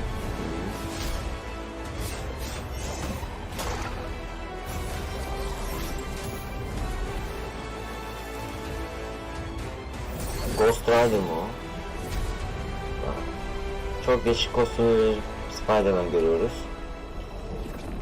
Ghost Simulator'ın ikinci oyunun ismi Ghost Simulator 2 değil, daha değişik bir şeydi. Ya bilmiyorum, Ghost Simulator 2 yazınca öyle bir şey çıkmadı. Bakalım nasıl görürüz abi. Venom neymiş bu sonunda? Aha. Hulk. Hepsi şeytan gibi böyle boynuzlar çıktı. Midnight Suns 7 Ekim 2022. Ön sipariş verirseniz Doctor Strange Defender skin alabiliyor musunuz? Hemen ön sipariş verin. 2-3 lirası normaldir o. Onlar troll oyunlar yapıyor. Ulan Ghost Simulator yüklesim geldi gene. Ha Venom göndermesi bu kısım değil mi? That was Midnight Suns, and now we're moving on to the wonderful world of Cuphead, the delicious last course. Cuphead geldi, sabaha kadar konuşun abi. Kapağı ya, sabaha kadar konuşun abi. Oraya çıkıyorsun lan, boss moss görüyor. So first of all, Maya, it's really coming. Cuphead! Adamlar o kadar saat değildir, belki vardır. Yani aynı. Birkaç tane dalga geçiyor olabilir ama. Oy, Spider-Man olsun. Ghost Simulator yayını sarar. Hakikaten lan Ghost Simulator yayını cidden sarar. Yaz gecelerinize bir şey vermek için açabilirim. Yayıncılar dediğine göre. Hadi Cuphead. Yeah, we absolutely did. I think Fiyat miyat da one gösterme. thing that we're proud of in this because we really honed our craft, took everything to the next level from animation, the backgrounds, the music, gameplay design, and of course our new playable character, Miss Chalice. I'm very proud of her. Chalice is fun to play as, and even though this is a DLC, it feels like it's its own game inside of Cuphead in many ways. It is, definitely. Yeah, Bir dünya olacak değil mi? Yani oynanış isteriz, aynen oynanış isteriz acı. Yeah, it's our biggest island yet. Super size Cuphead bosses, DLC lots of incelemesi secrets to gelsin. discover. Yok gelmesin. Don't let any Şaka. rock go Bunu unturned. şakasından söylemiştim bunu. Yes, and lots of challenge ahead. Well, I know you brought. I know you don't want people to necessarily have too much spoiled about the game, but you brought a little something. For A little something, yeah. It's brand new gameplay footage of one of our new bosses, Mortimer Freeze. It takes place in. Oho, aynen gösterecek öyleymiş. Features some of my personal Bir tane favorite, boss'un attacks oynanışını and gösterecekler. transformations. Bu oyunda 20 saatten fazla var bende. Bende de öyle ya zaten. En son oynayışı zaten 15 saatten fazla oynadım. 15 saat falan oynadım. Cuphead'i Expert'te bitireceğim ve DLC'yi bitireceğim Expert'te. Cuphead, aha! Chalice dedikleri ablamız. Abo! Abo! Nasıl bir vuruş lan? 3 gün vuruyor böyle. Vuruş. Evet, Cuphead. Cuphead döndü bebeğim. Öldü diyenler utansın. Cuphead küllerimden doğarak değilim. Şimdi şey mi olacak acaba? Ekstra bir dünya olarak mesela ben şimdi bütün oyunu bitirdim. Açılacak bütün silahları açtım. Ondan sonra ekstra bir dünya olarak mı gideceğim buna? Yoksa yeni bir hikaye olarak ayrıyetten mi başlayacağım? Neyse öğreniriz. 30 Haziran'da nerede? Ne kaldı ki şurada? Cuphead DLC inceleme. Hadi bakalım. İşaret. Buz şeyi postunu geçmiş adam. Başka bir şey daha gösterin. Böyle bitemez. Böyle bitemez. Yok Ranengan değil lan. Ranengan değil boss bu. Yukarı çıkıyor sadece. Cuphead Show 2. sezon. Ya Netflix şeyde mi duyacaksınız ya? İzlemeyeceğim konu ben. Ya Cuphead'den 30 saniyelik bir dakikalık bir fragman için hiç 2 saat izleyemem boşuna. Bitti mi? Birazdan Day of the Dead başlıyor. Onu izlemeye gerek yok. Yarın Netflix, Epic Store, Tribeca Games. İzlemeye gerek yok. Bunlar boş şeyler. Xbox Bethesda izlemeyen ne olsun? Kesinlikle izlememiz lazım. Xbox Bethesda'ya yayın açacağız. Doom 3 bekliyorum abi, ne olur Doom 3 verin bana.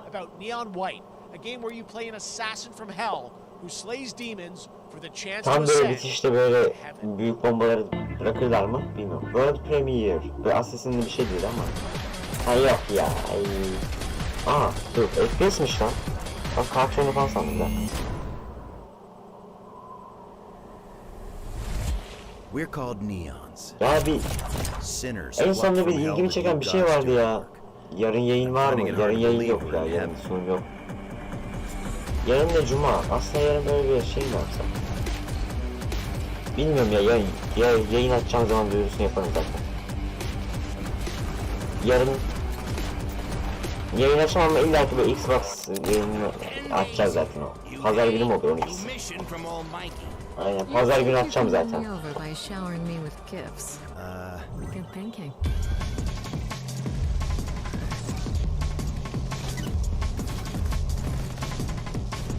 Ha cumartesi zaten video atacağım. Yarın da böyle kendime çok 16 Haziran'da çıkıyormuş bu. Kendimi çok alıştırmayayım size, ben bu akşamlık açayım. Bu akşam yeter yani, yarın boş geçsin. Cumartesi video var zaten. Pazar günü işte. Xbox sonu. Merak etmeyin, döndüm. Yarın da video yaparım yani. Panda ben sana atayım Steam'den. Bütün altınları yerine. Yayında siyaset mi konuşsak? Son Silivri'ye gidebilecek bir yol olabilir. Neyse ben altın şeyini... Benim kaçırdığım altınlar var mı acaba? Bütün Ranengan'lardaki altınları aldım. Başka bir yerde vermiyor. Neyse DLC'den belki çıkartırız. DLC'de Ranengan vardır değil mi? Full boss olmaz yani. Bir tane dünya.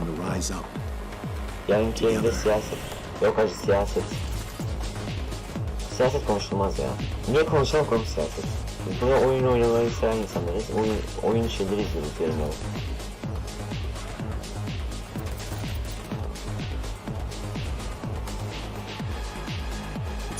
Aa o Iron Man 1'deki adama benziyor lan. baş kötü. Stink of corruption all over me. Bir saniye gördük ama. Put it there? Nah, not him. Me. Oh. I ain't wearing it anymore, and neither are you. Düşmanlara bildiğin zaman Fortnite dans yapabiliyor musun böyle? From the Covert of Destiny 2. God stands for God of War. Spider-Man'den ve God of War'dan birleşen adamlar gelmiş bunu yapmışlar. 23 Ağustos'ta. Yok be şu mültecileri gömelik yayında. Hiç konsepti değiştirmeye gerek yok. Siyaset kanalı alsak konuşurduk ama değiliz, o yüzden konuşmaya gerek yok. Biz oyun konuşuruz. Warframe! Joining me now is Megan from Digital Extremes to talk all things Warframe. Megan, how you doing? Çok oynamadım ama. I'm so good, my fellow Canadian. I know, we got a lot. It just happened on. İkiniz de Kanada'dasınız değil mi? Bir şey çıktınız işte. We have a connection, it's okay. We do well. Onu bunu boş verin, ben Elif özledim ben. Aga be Elif be. Az önce şişman Joker mi gördüm ben? Aman tanrım, gelmiş geçmiş iyi oyun. That's right, I Şişman already Joker mi? see people getting it, so it's very exciting. She's Wow, right there, loud and proud. yeni bir Tia, 30 emote minutes for falan bir şey watching. Thank you olacakmış. for letting us kind of take over your Dan- special dans events bahsediyor. category, but she is there and she is for you if you are properly linked up. No, Warframe, you know, as I said, we've done a lot over the years. You guys have done incredible things with the Warframe game. cidden And güzel I oyun. know you have TennoCon coming up in July, which is your big kind of event of the year to reveal what's İnternet sonu mu What varmış can you tell Temmuz'da? us? Well, I can't tell too much, but yeah, July 16th, 2022. It's a digital event again this year. Today, actually, we just launched the digital items for it, so you can get some in-game goodies, some really cool 16 Temmuz'da cosmetics, sunum some varmış merch, hacı all that yazın really great stuff şeylere. went live today. Takvimlerinizi Of yazın. course, the reason I'm 16 here Temmuz Cumartesi is to, günü. you know, kind of Yayına. debut Arkaya takvim boşa koymadık oğlum, bakıyoruz şu oraya. big reveal of the night, and we usually do Bugünkü a işte işime little yaradı bit lan of a takvim. demo, and I think a lot of people can suspect what it Mükremin might hapse be, but I'm gidiyormuş here to lan. kind of confirm what it is. Mükremin en son böyle işte onurum mu olurum diye geziyordu işte. Can I say it? En son bizim okulda konuşuyor diyordu ve 3-4 güne doğuracak falan diyorlardı. En son doğurmuş. Finally, I know. Ve belki tutuyordu bakın kim bilir kimden kızladı. Şimdi hapse mi giriyormuş? Bakalım göreceğiz. Bu yayın speedrun veya super altı oynar mıyız 3 kişi? Yok ben bu yayını izleyip kapatacağım. Yarın sınavım var. Son sınavlarımı vereceğim. Yarın. Ondan sonra bitiyor. Ondan sonra ne yaparsak yaparız. Super altı oynarız. Speedrun'ı söyleriz yayınlarda. Bir kere şey olsun da. What was done is done. New dangers. New choices await us now.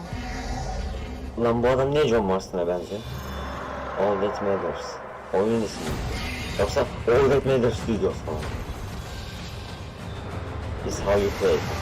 Nasıl oynadığını önemli olan diyor. Bizim bitti. Evet bizim başka okuldan arkadaşım da bitti. Salı günü onların. Bizim şurada takvimi var. 10 Haziran bitiş diyor işte. Warframe'de Duvet Paradox. Vay anasını, Warframe şeymiş bu. Senin yayında varmış lan, hangi gün olduğunu kaçırdım. İzlemeyecektim ama.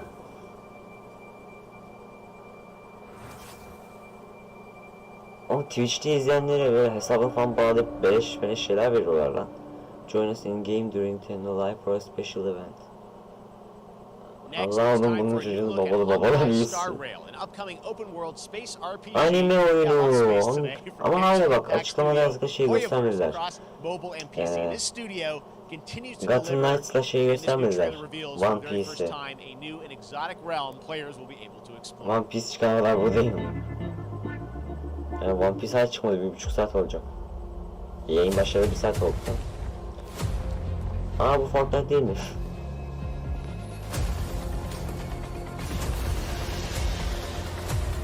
Anime kızı oyunu. Oynanır. You are in a daze right now. Ya geçin şunları, anime kızı gösterin bize. Why you're here. Oo anime kızı evet. Öp onu. You will encounter many perils. Anime kızları. You will meet companions. Aha güzel oyunmuş, sabun nerede? One Piece çıksın 700 bölüm boşuna mı izledim? O 700. Ulan ben 700 bölüm Nasıl izliyorsunuz ya? Naruto var, 1000 bölüm çıkıyor. 1000 bölüm anime mi olur lan? 1000 bölüm ya. 1000 bölüm. İnsan izliyorum. 1000 bölüm anime mi olur ya? Kim ömrünü dönüp izleyecek?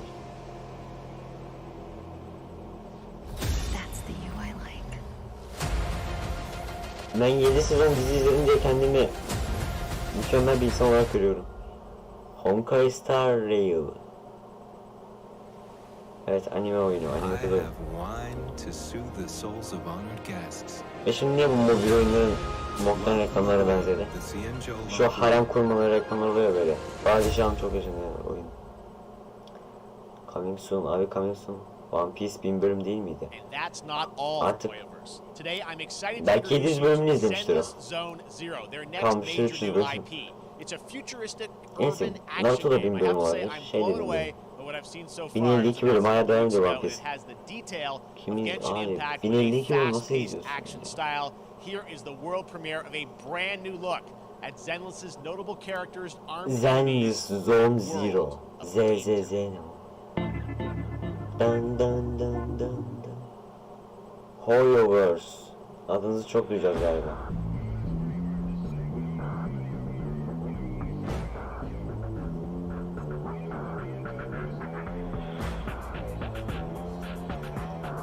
Evet. Animeler çıktığına göre ben böyle ayaklarımızı tutup izlemeye devam edeceğim şuradan. Ah. Overwatch 2. Yok ben değil biliyorum da abi karakter çok benzedi. Anime kızı barışı. Yamete kudasai. Oo yeah, Japonca.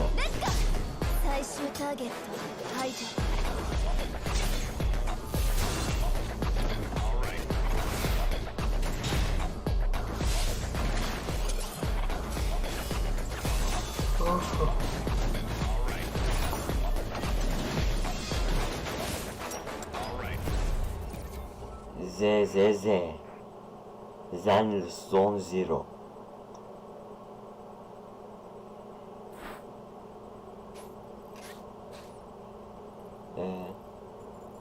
Başka?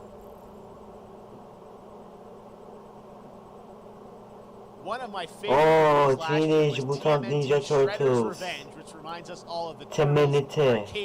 Ninja Kaplumbağalar. Shredder's Revenge. Shredder'in intikamı. Ninja Kaplumbağalar oyunu geliyormuş. Lan yoksa Fortnite şey... Ha, 8 bit mi oynuyor? 16 bit mi olacak oyun? Acaba şey miydi böyle bir Fortnite game sezon PS işte sınıflarda Teenage Mutant Ninja gözüküyordu. Acaba oyunu çıkıyor diye mi? Ya da gerçek mi şimdi bakalım göreceğiz. Abi gelmişiz 2022 yılına hala 16 bit oynuyoruz. Niye bu şey? Bu serinin sürekli 16 bit oyunları görüyorum. Ben niye 3D oyunu hatırlamıyorum ben bu oyunun şeyi. Mutant Ninjaların.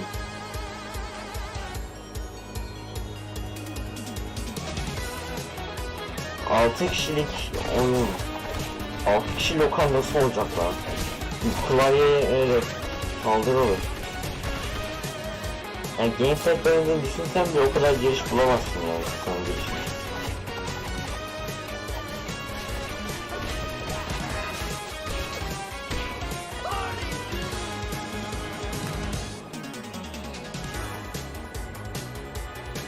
Evet.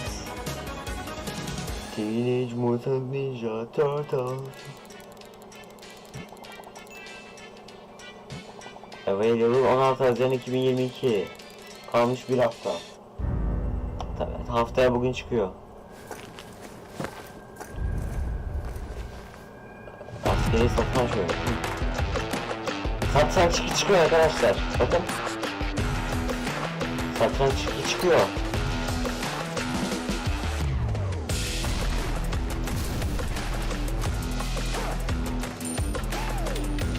Allah razı olsun abi. O şu an kaç lira biliyor musun?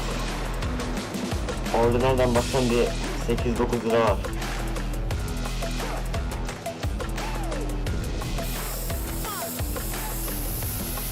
Klasik yapam ya. O oyun ne peki? Bana FPS gibi geliyor. Hadi tahmin edelim.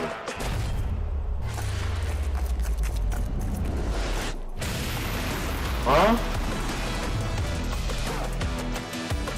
Evet. FPS bu.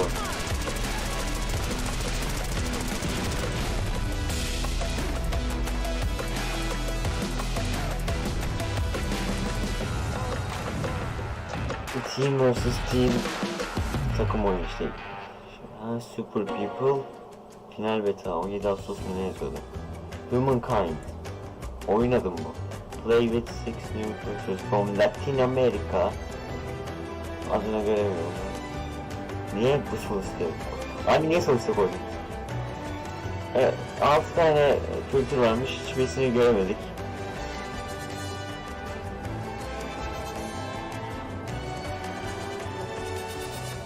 Fortnite 2 with Humankind. Latin Amerika kültürleri kısmı peki. But wait, there's more. There's more. Ya ulan ben sunum hakkında there's more diyor sandım ya. Rewrite history değil mi? History. Tam the olmadan history. On console. Ne oyun çıkacak acaba?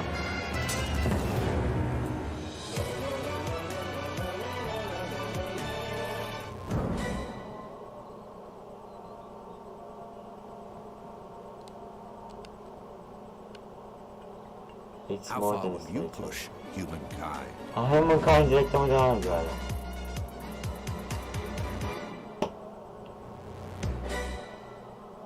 How far will you push? Push ne push?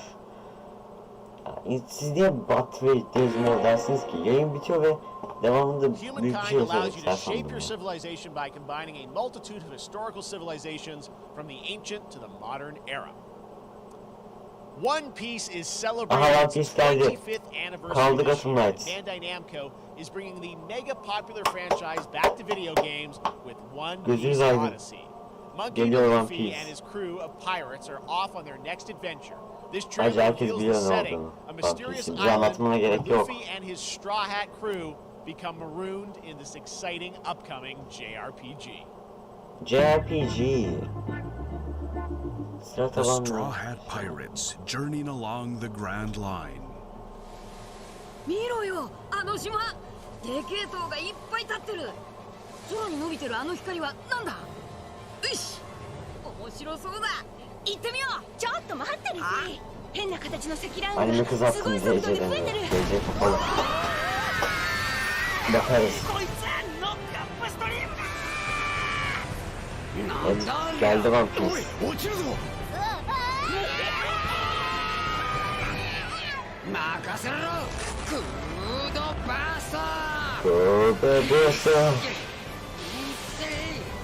Frankie.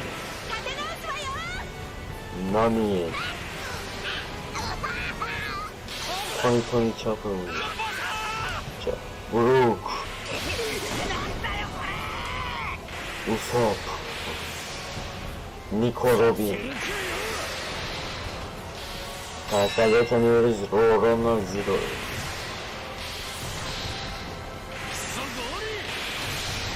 Sanji. Ve bir yumrukla Monkey D. Luffy. One Piece'i One Punch yaptım lan. Yumrukladık lan. Sanji ve Zoro. Ama Zero dedim değil mi? Unravel the adventure that awaits. Zelda? In an odyssey beyond imagination. One Piece Odyssey. Peki. But wait, yaşlı 2022'de geliyor. Bandai Namco. this August, Soul Hackers 2 from Atlas That's launches. nice. And we've got your first listen to the English voice cast with this quick new look. Voice cast. Aynısının İngilizce dublajcısını izleyeceğiz. Herhalde. Ringo. Oynanır. Yani. Burası neresi lan? Ne oluyor? Ne oluyor lan? Take my hand.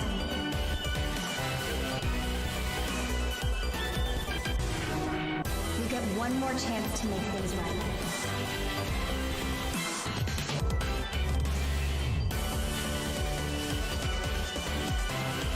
So that's our mission then. Save the world.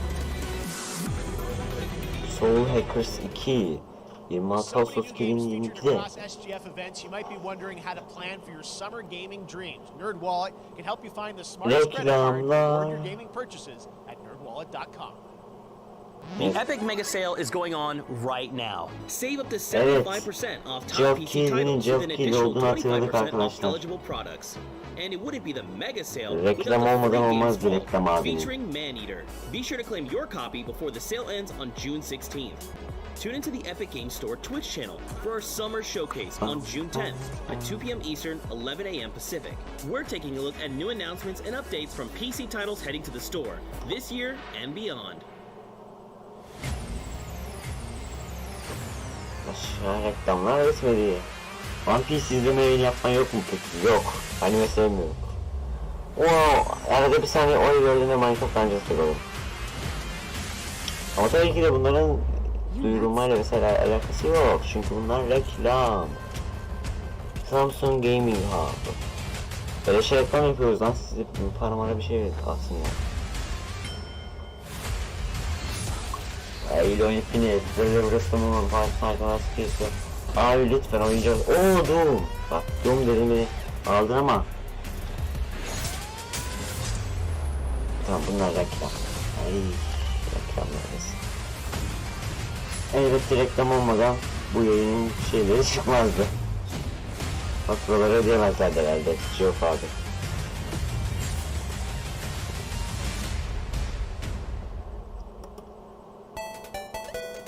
Capcom. Ne olur reklam olmasın.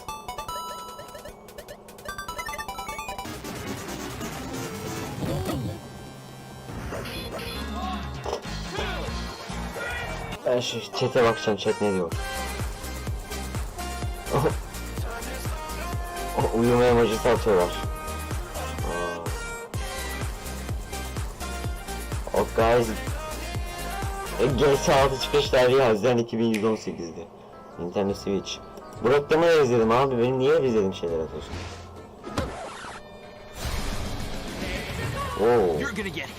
Mario sinirlendi acı. Mario Strikers Battle League. In this no-holds-barred, soccer-ish sport, chaos reigns supreme. So prepare to do whatever it takes to claim victory. So much fun, it hurts. Mario Strikers Battle League, only on Nintendo Switch. Game rated everyone 10 and up. 6-10 10 Haziran mı yoksa? 6 tamam. 6 Ekim olmaz. Hi, my name is Carl and I'm a developer on Metal Hellsinger. You know how in some games where the music's really good, you feel compelled to move and shoot to the beat? But what if you had to? In Metal, the better you are at slaying to the beat, the more intense everything gets. And we have vocal performances from legendary artists like Serge Tankian from System of a Down. So while headbanging isn't mandatory, we do recommend it. Our demo is live now on Steam, Xbox and PlayStation platforms, so go check it out and slay to the beat. Ben dedim ki kızım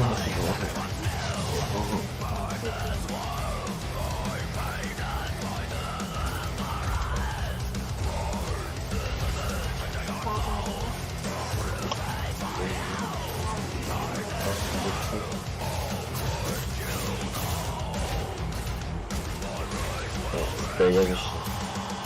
İzlettim. Bu mu?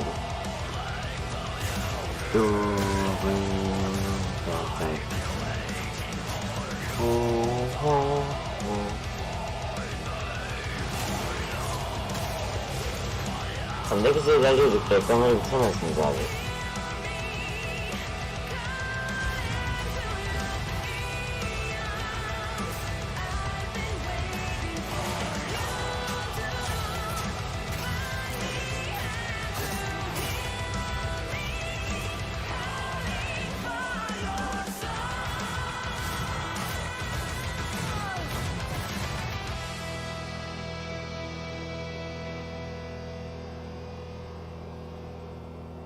Tam 15 Eylül'de ilgili çekmedi. Funcom Level Infinite. Evet, bir duyuru daha. That one was Metal Hellsinger coming later this year from Funcom, a rhythm shooter with metal music. And right now, as I mentioned, a demo has launched on PC, Xbox, and PlayStation for you to play for free. Free to play. Next up, a new game launches tomorrow, The Quarry from Supermassive Games. This spiritual successor to Until Dawn stars David Arquette and an all-star cast. It's getting great reviews, and this is one of those binge-worthy teen horror entertainment experiences where your every choice shapes your story and determines who lives and who dies at a camp in upstate New York. Here's the first look at the launch trailer. Family is the most important thing in the world. 2K. But if your whole family, you know, like every last one of them decided to jump out the bottom of the well, they're all just hanging on the end of the rope. How can one person be expected to pull them all back out? You can't. İsmini biliyorum da ne yapıyordu onu. You pull on that rope and you're just gonna fall right down to the bottom of the well with the rest of them. And what's the point of that? What? Welcome to the Quarry. There is a lot more to this than you realize. Like what? Kidnapping, murder, cover-ups. I think the whole Hackett family is in on it. You have no idea what's going on here. Not a goddamn clue. O ağız neydi lan? All right, let's do this.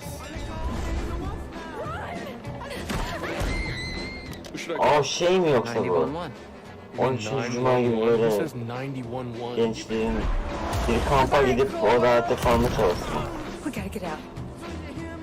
Her şey gibi. Çığlık gibi.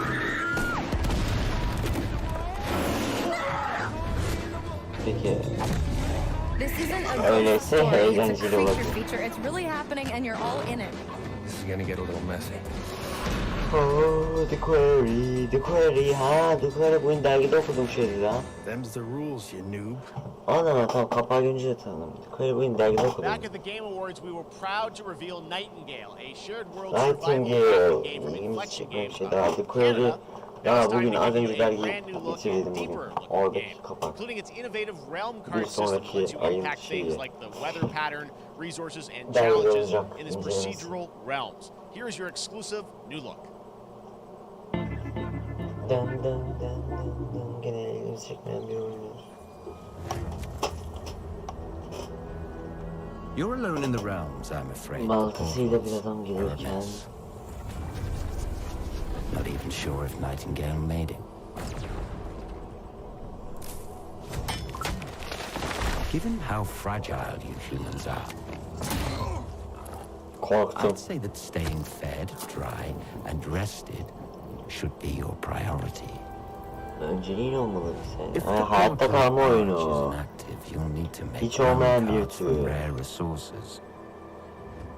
Once you have realm cards, you can activate the portal. Beware though.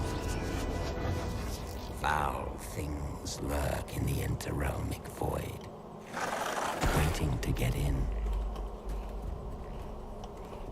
Be ready with your axe pick.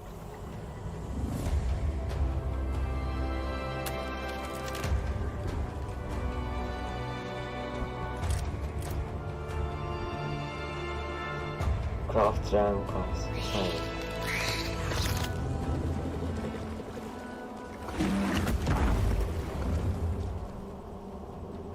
Influence your destination.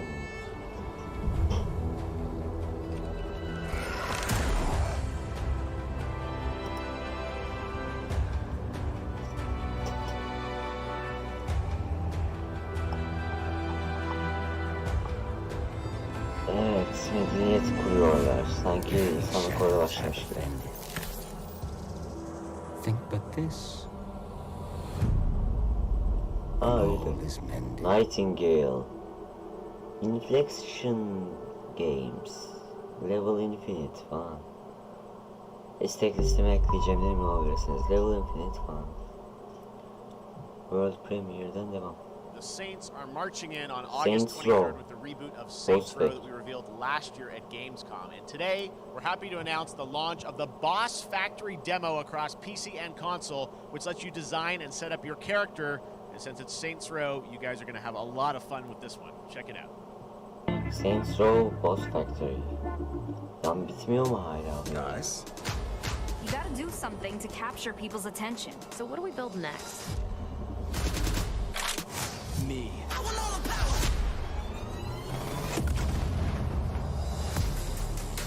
Saints Row Boss Factory demosu çıkmış.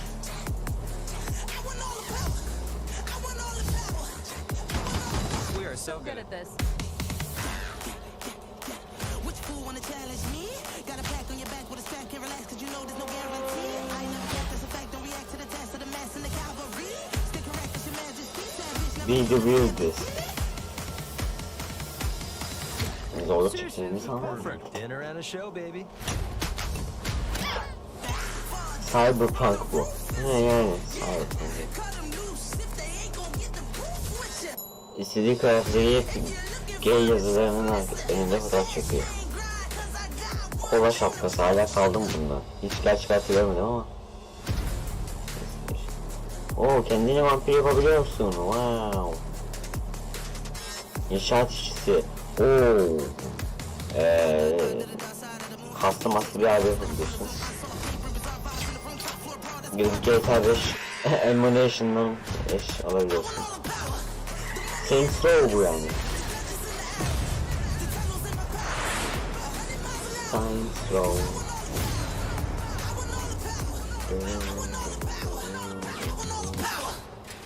Saints Row Boss Factory. Gay Bar'a hoş geldiniz der gibi bir kapağı var ya.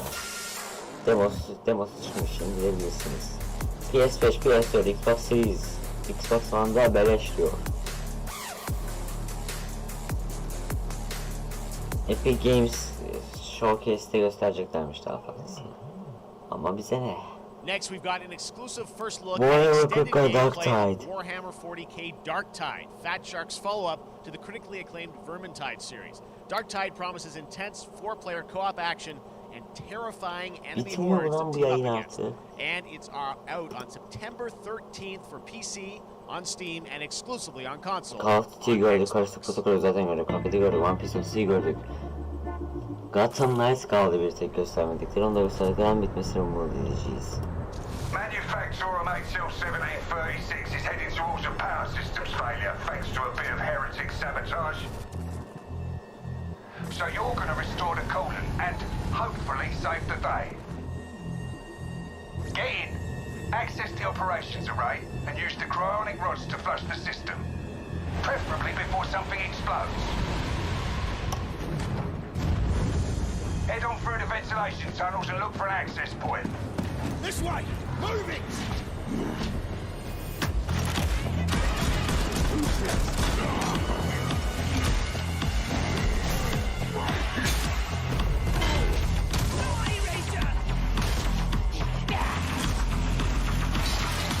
Oh, evet, genel çok şiddetli bir FPS.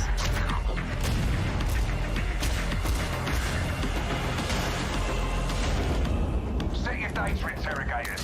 If all goes well, we can unlock the system, prime the rods, and send them where they're needed.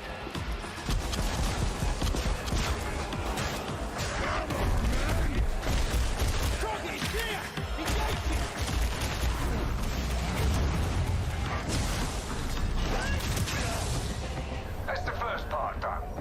Get to the base of the Matrix bar and put those cryonic rods to work.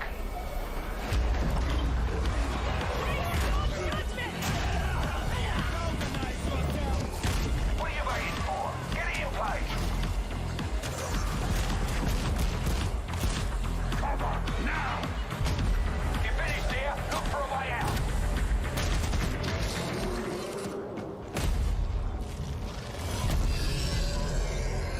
Warhammer 40 Dark Tide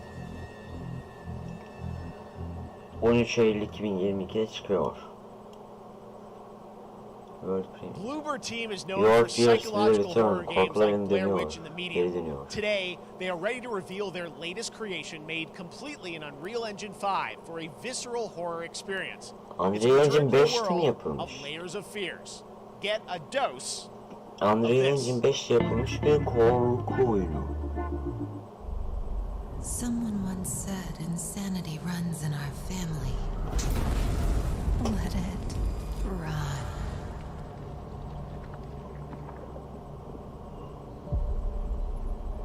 Uhu.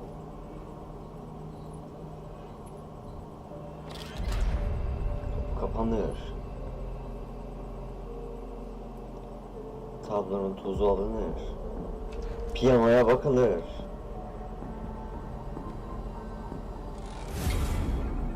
Korkuları. They say it's a tale of sadness and guilt of an artist trapped in a place beyond redemption. It's a lie. Kaplumbağayla mı bir şey eriyor. Fareler gidiyor ve grafikler. Grafikler mükemmel. Çünkü Unreal Engine 5'te yapıldı. Evet, psikolojik korku, aynen. Hiç görmediğimiz bir şey. Yeni bir tecrübeye, deneyime hazırlanın. Resident Evil 10 mu bu? Aynen Resident Evil 10. Unreal Engine 5'te yapılmış. Hoş geldin Ahmet Artist. Unreal Engine 5'te yapılmış bir Resident Evil oyunu gibi düşünebilirsiniz. Tabii ana karakterin kolu kopup onu şeyle tamam tam şu anda Resident Evil olduğunu inandım. Elini görmem yetti ya. Resident Evil daha ne kadar devam edecek? Final yok, hala devam ediyor. 4'ün remake çıkacak. 4'ün remake'inden sonra 9'da çıkar. 2023'ün ilk aylarında çıkacak. Resident Evil devam etsin ya, güzel seri. Ben seviyorum. Çoğu oyununu oynadım. This October, Gotham Knights arrive. Batman is dead, and it's up to the Batman family, Batgirl, Nightwing, Red Hood, and Robin to protect Gotham. To give us an Batman yok, onların yerine diğerleri. Montreal to hear from executive Batman 25 producer Ekim'de çıkacakmış. Marty. Bunun da çıkması, şu anda bunu göstermeleri demek yayının sona ereceği anlamına gelir. Yakında. Welcome from WB Games Montreal. I'm Fleur Marty. I'm the executive producer on Gotham Knights. Fleur Marty. Today, we are thrilled to share more with you on one of our beloved knights, Nightwing. This showcase is the first in our character series, and we're really looking forward to share more with you as we continue working towards our launch on October 25th. So, I hope you enjoy the show and stay tuned. Aynen. Robin, Batgirl, Nightwing, Abey. I had nothing. Nightwing. And then this city became my home. Its people became my family. Gotham gave me everything. It deserves to feel safe. Nightwing, evet. Çıkış tarihi verirler mi? 2022 sonu diye sanırım. Uçtu geldi.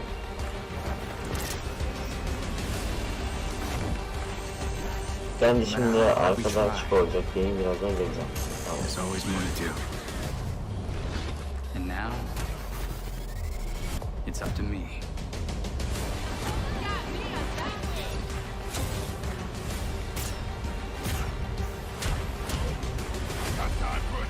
Aynen. Servis oyunu, o yüzden insanlara hoşnut etmeyen bir yönü var. Avengers oyunu gibi. Bruce Wayne. Bu şeyin evrinde mi geçiyor? Yani yapan filmi biliyoruz ama yani Rocksteady mi yapıyordu bunu? Hangisini Rocksteady'nin yaptı? Gotham Knights. Ha, bunu Rocksteady yapmıyor. That was Gotham Knights, and now we welcome Suicide Squad oyunu muydu? Neil Druckmann from Naughty Ha. Dog, co-president of Naughty Dog. Great to Neil have you with Druckmann us, mı? Neil. It's been an eventful day on the internet for Naughty Dog fans, and I think we jinxed ourselves. We were joking about last night, like Uncharted watch 5 assets will leak, and ya da Last of Us Part well, 3. the good news is there's some stuff that hasn't leaked that we have lots to share Last with of Us people remake about, ya. things at Naughty Dog. But first of all, it is Tamam. it's a big month actually for Last of Us fans Last because of- Last of Us 1 and 2 both launched Tamam, in Last- June, and it's nearly Last a of 2-year Us. anniversary for Last of Us Part 2, which Last is of Us hard remake. to believe. Yeah, Yani it's crazy. bu oyun niye remake geliyor? 9 years Önce Last of Us 1, 2 oyun years çıktıktan bir yıl sonra remaster geliyor PS4 için. Ondan sonra şimdi niye remake geliyor lan? Gidin Uncharted 1'e remake yapın ya. Bir markanın boku bu kadar çıkarılmaz yani. Gelir mi? Last of Us remake kesin şu an Last of Us remake geliyor. Part 3 duyurmayacaklarına göre.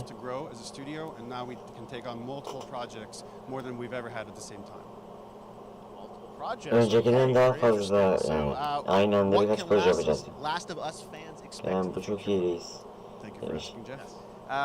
So one of the things we've mentioned a while back Yani. what started out as a Last of multiplayer Us mode remake. has evolved due to the team's ambition. They Aynı really oyun wanted 3 to kez take çıkıyormuş gibi beyond hissettiriyor what bunu. we've done before Yani with değişik Naughty Dog. geliyor. And we felt the way to do it justice GTA 5'i aynı an 10. And over kez the- başımıza more than the şey past vermeleri 2 gibi. years, ambition Yani, has grown. o zaten We're not 2 çıkalı quite 2 yıl ready to oldu. fully Ya hayır realize, ondan but it değil. lifts the current a little bit and just Last, give you like an update of ilk oyun bu yani. İlk oyun çıkalı bak. İlk bir kez çıkmış tamam.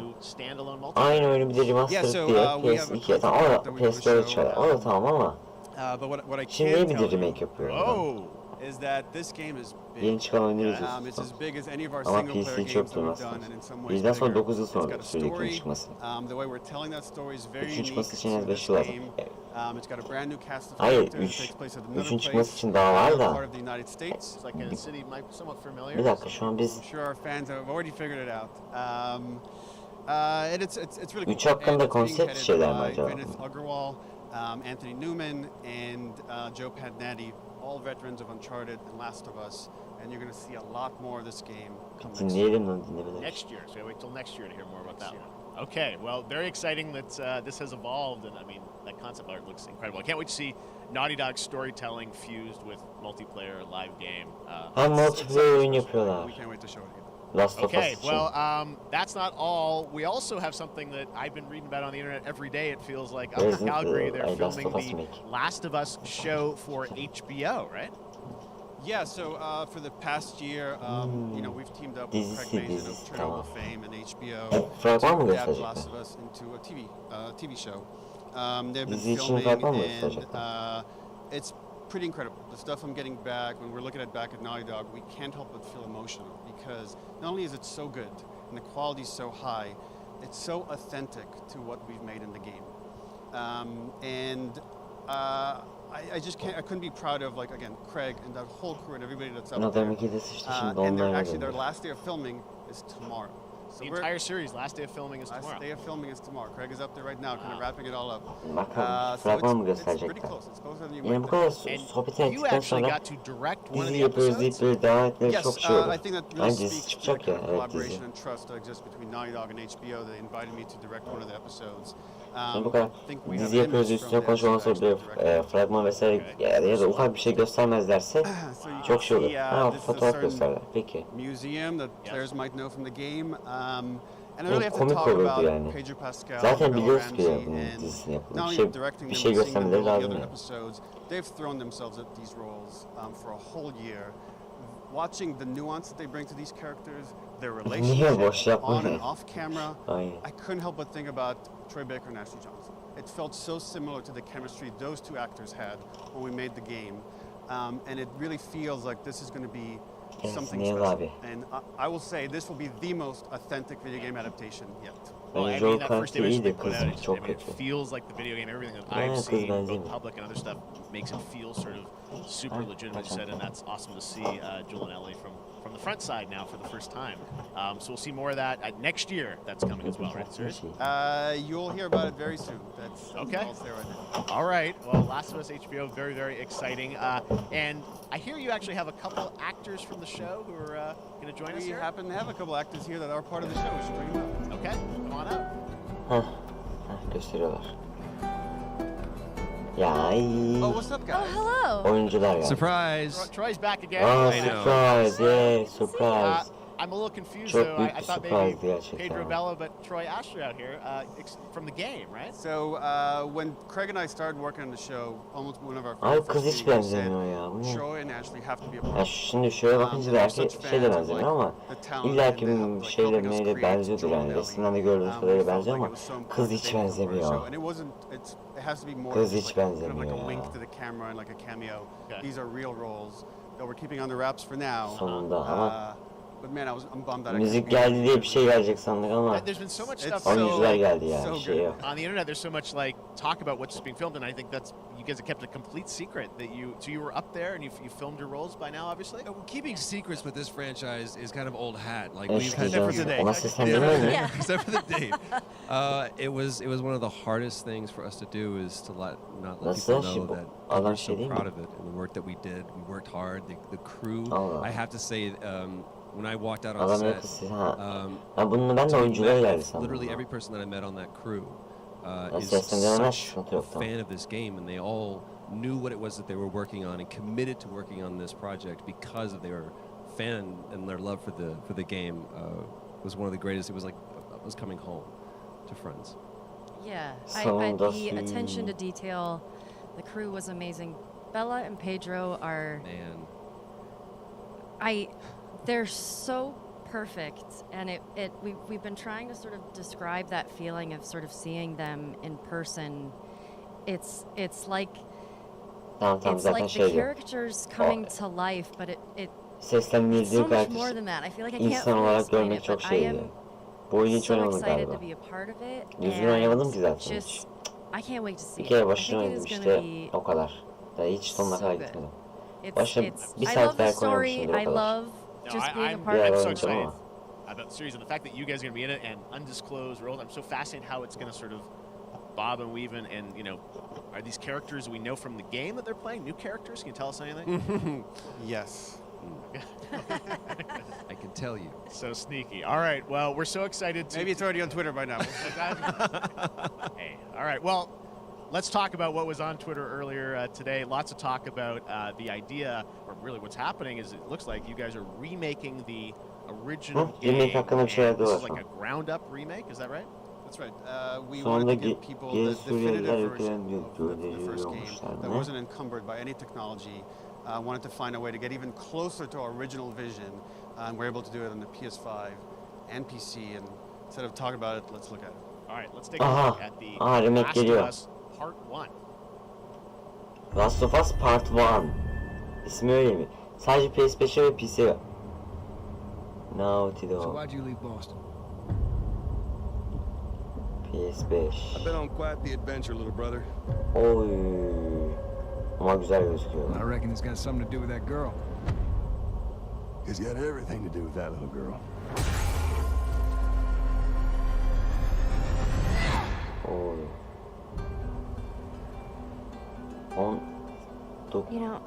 9-2-2022. I've never been this close. Is the outside? So is that everything you hoped for? Ha 2 Eylül yalnız. Can't be any worse out there. 9 Şubat diye mi geçmiş zaman? Can it? Neyse bari biz de orijinal remastered'ı oynayalım bari. Once upon a time, I had somebody that I cared about. Ha buna şey de dahil değil mi? This Diğer world süre is dahil. good for one thing. Get you killed. Yani bir zahmet.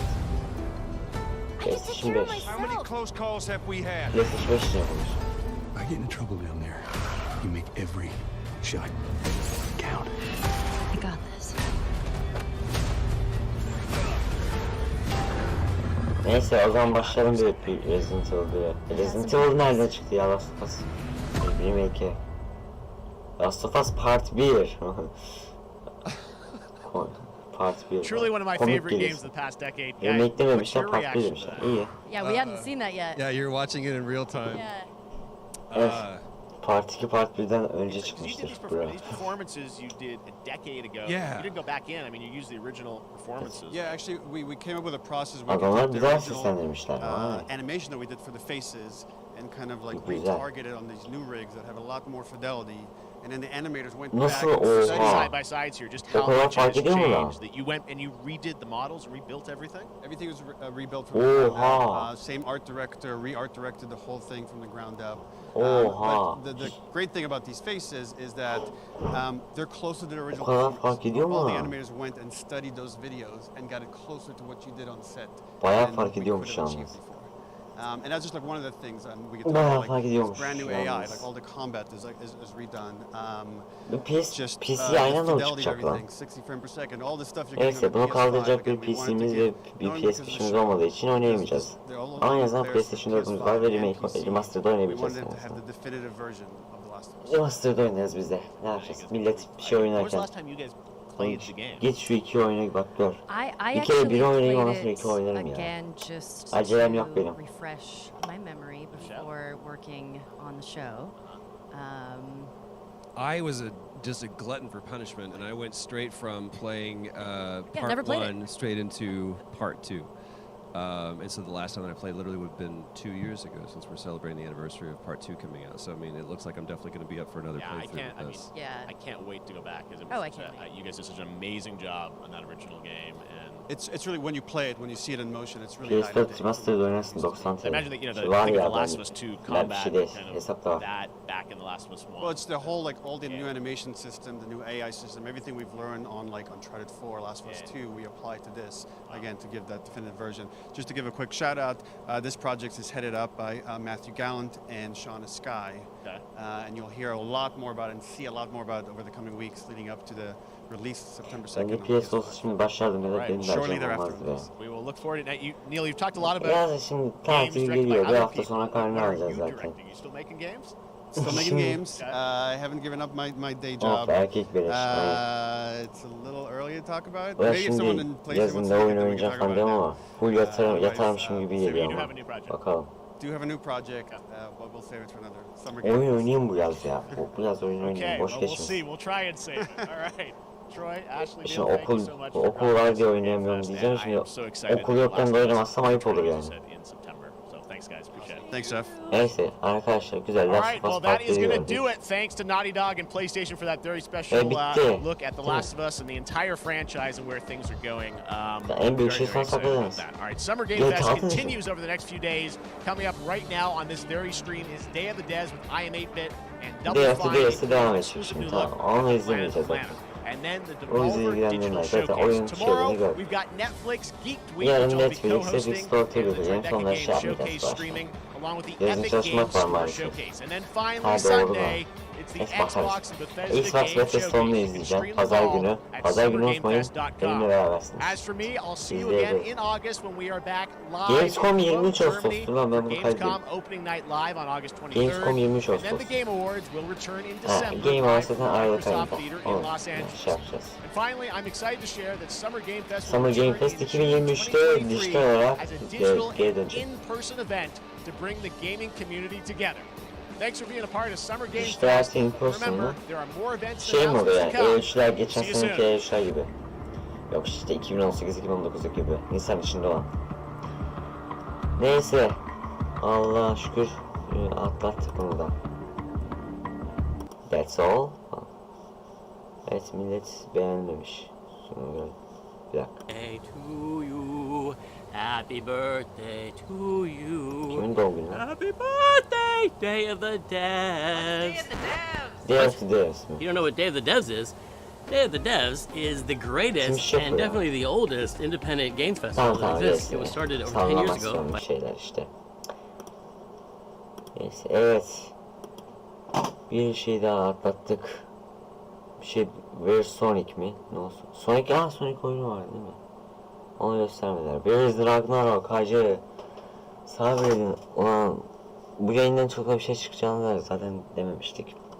Neyse şimdi ben bir şu Summer Game Fest'ine bir daha bakayım neler yeni eklenmiş. Bir şey var mı?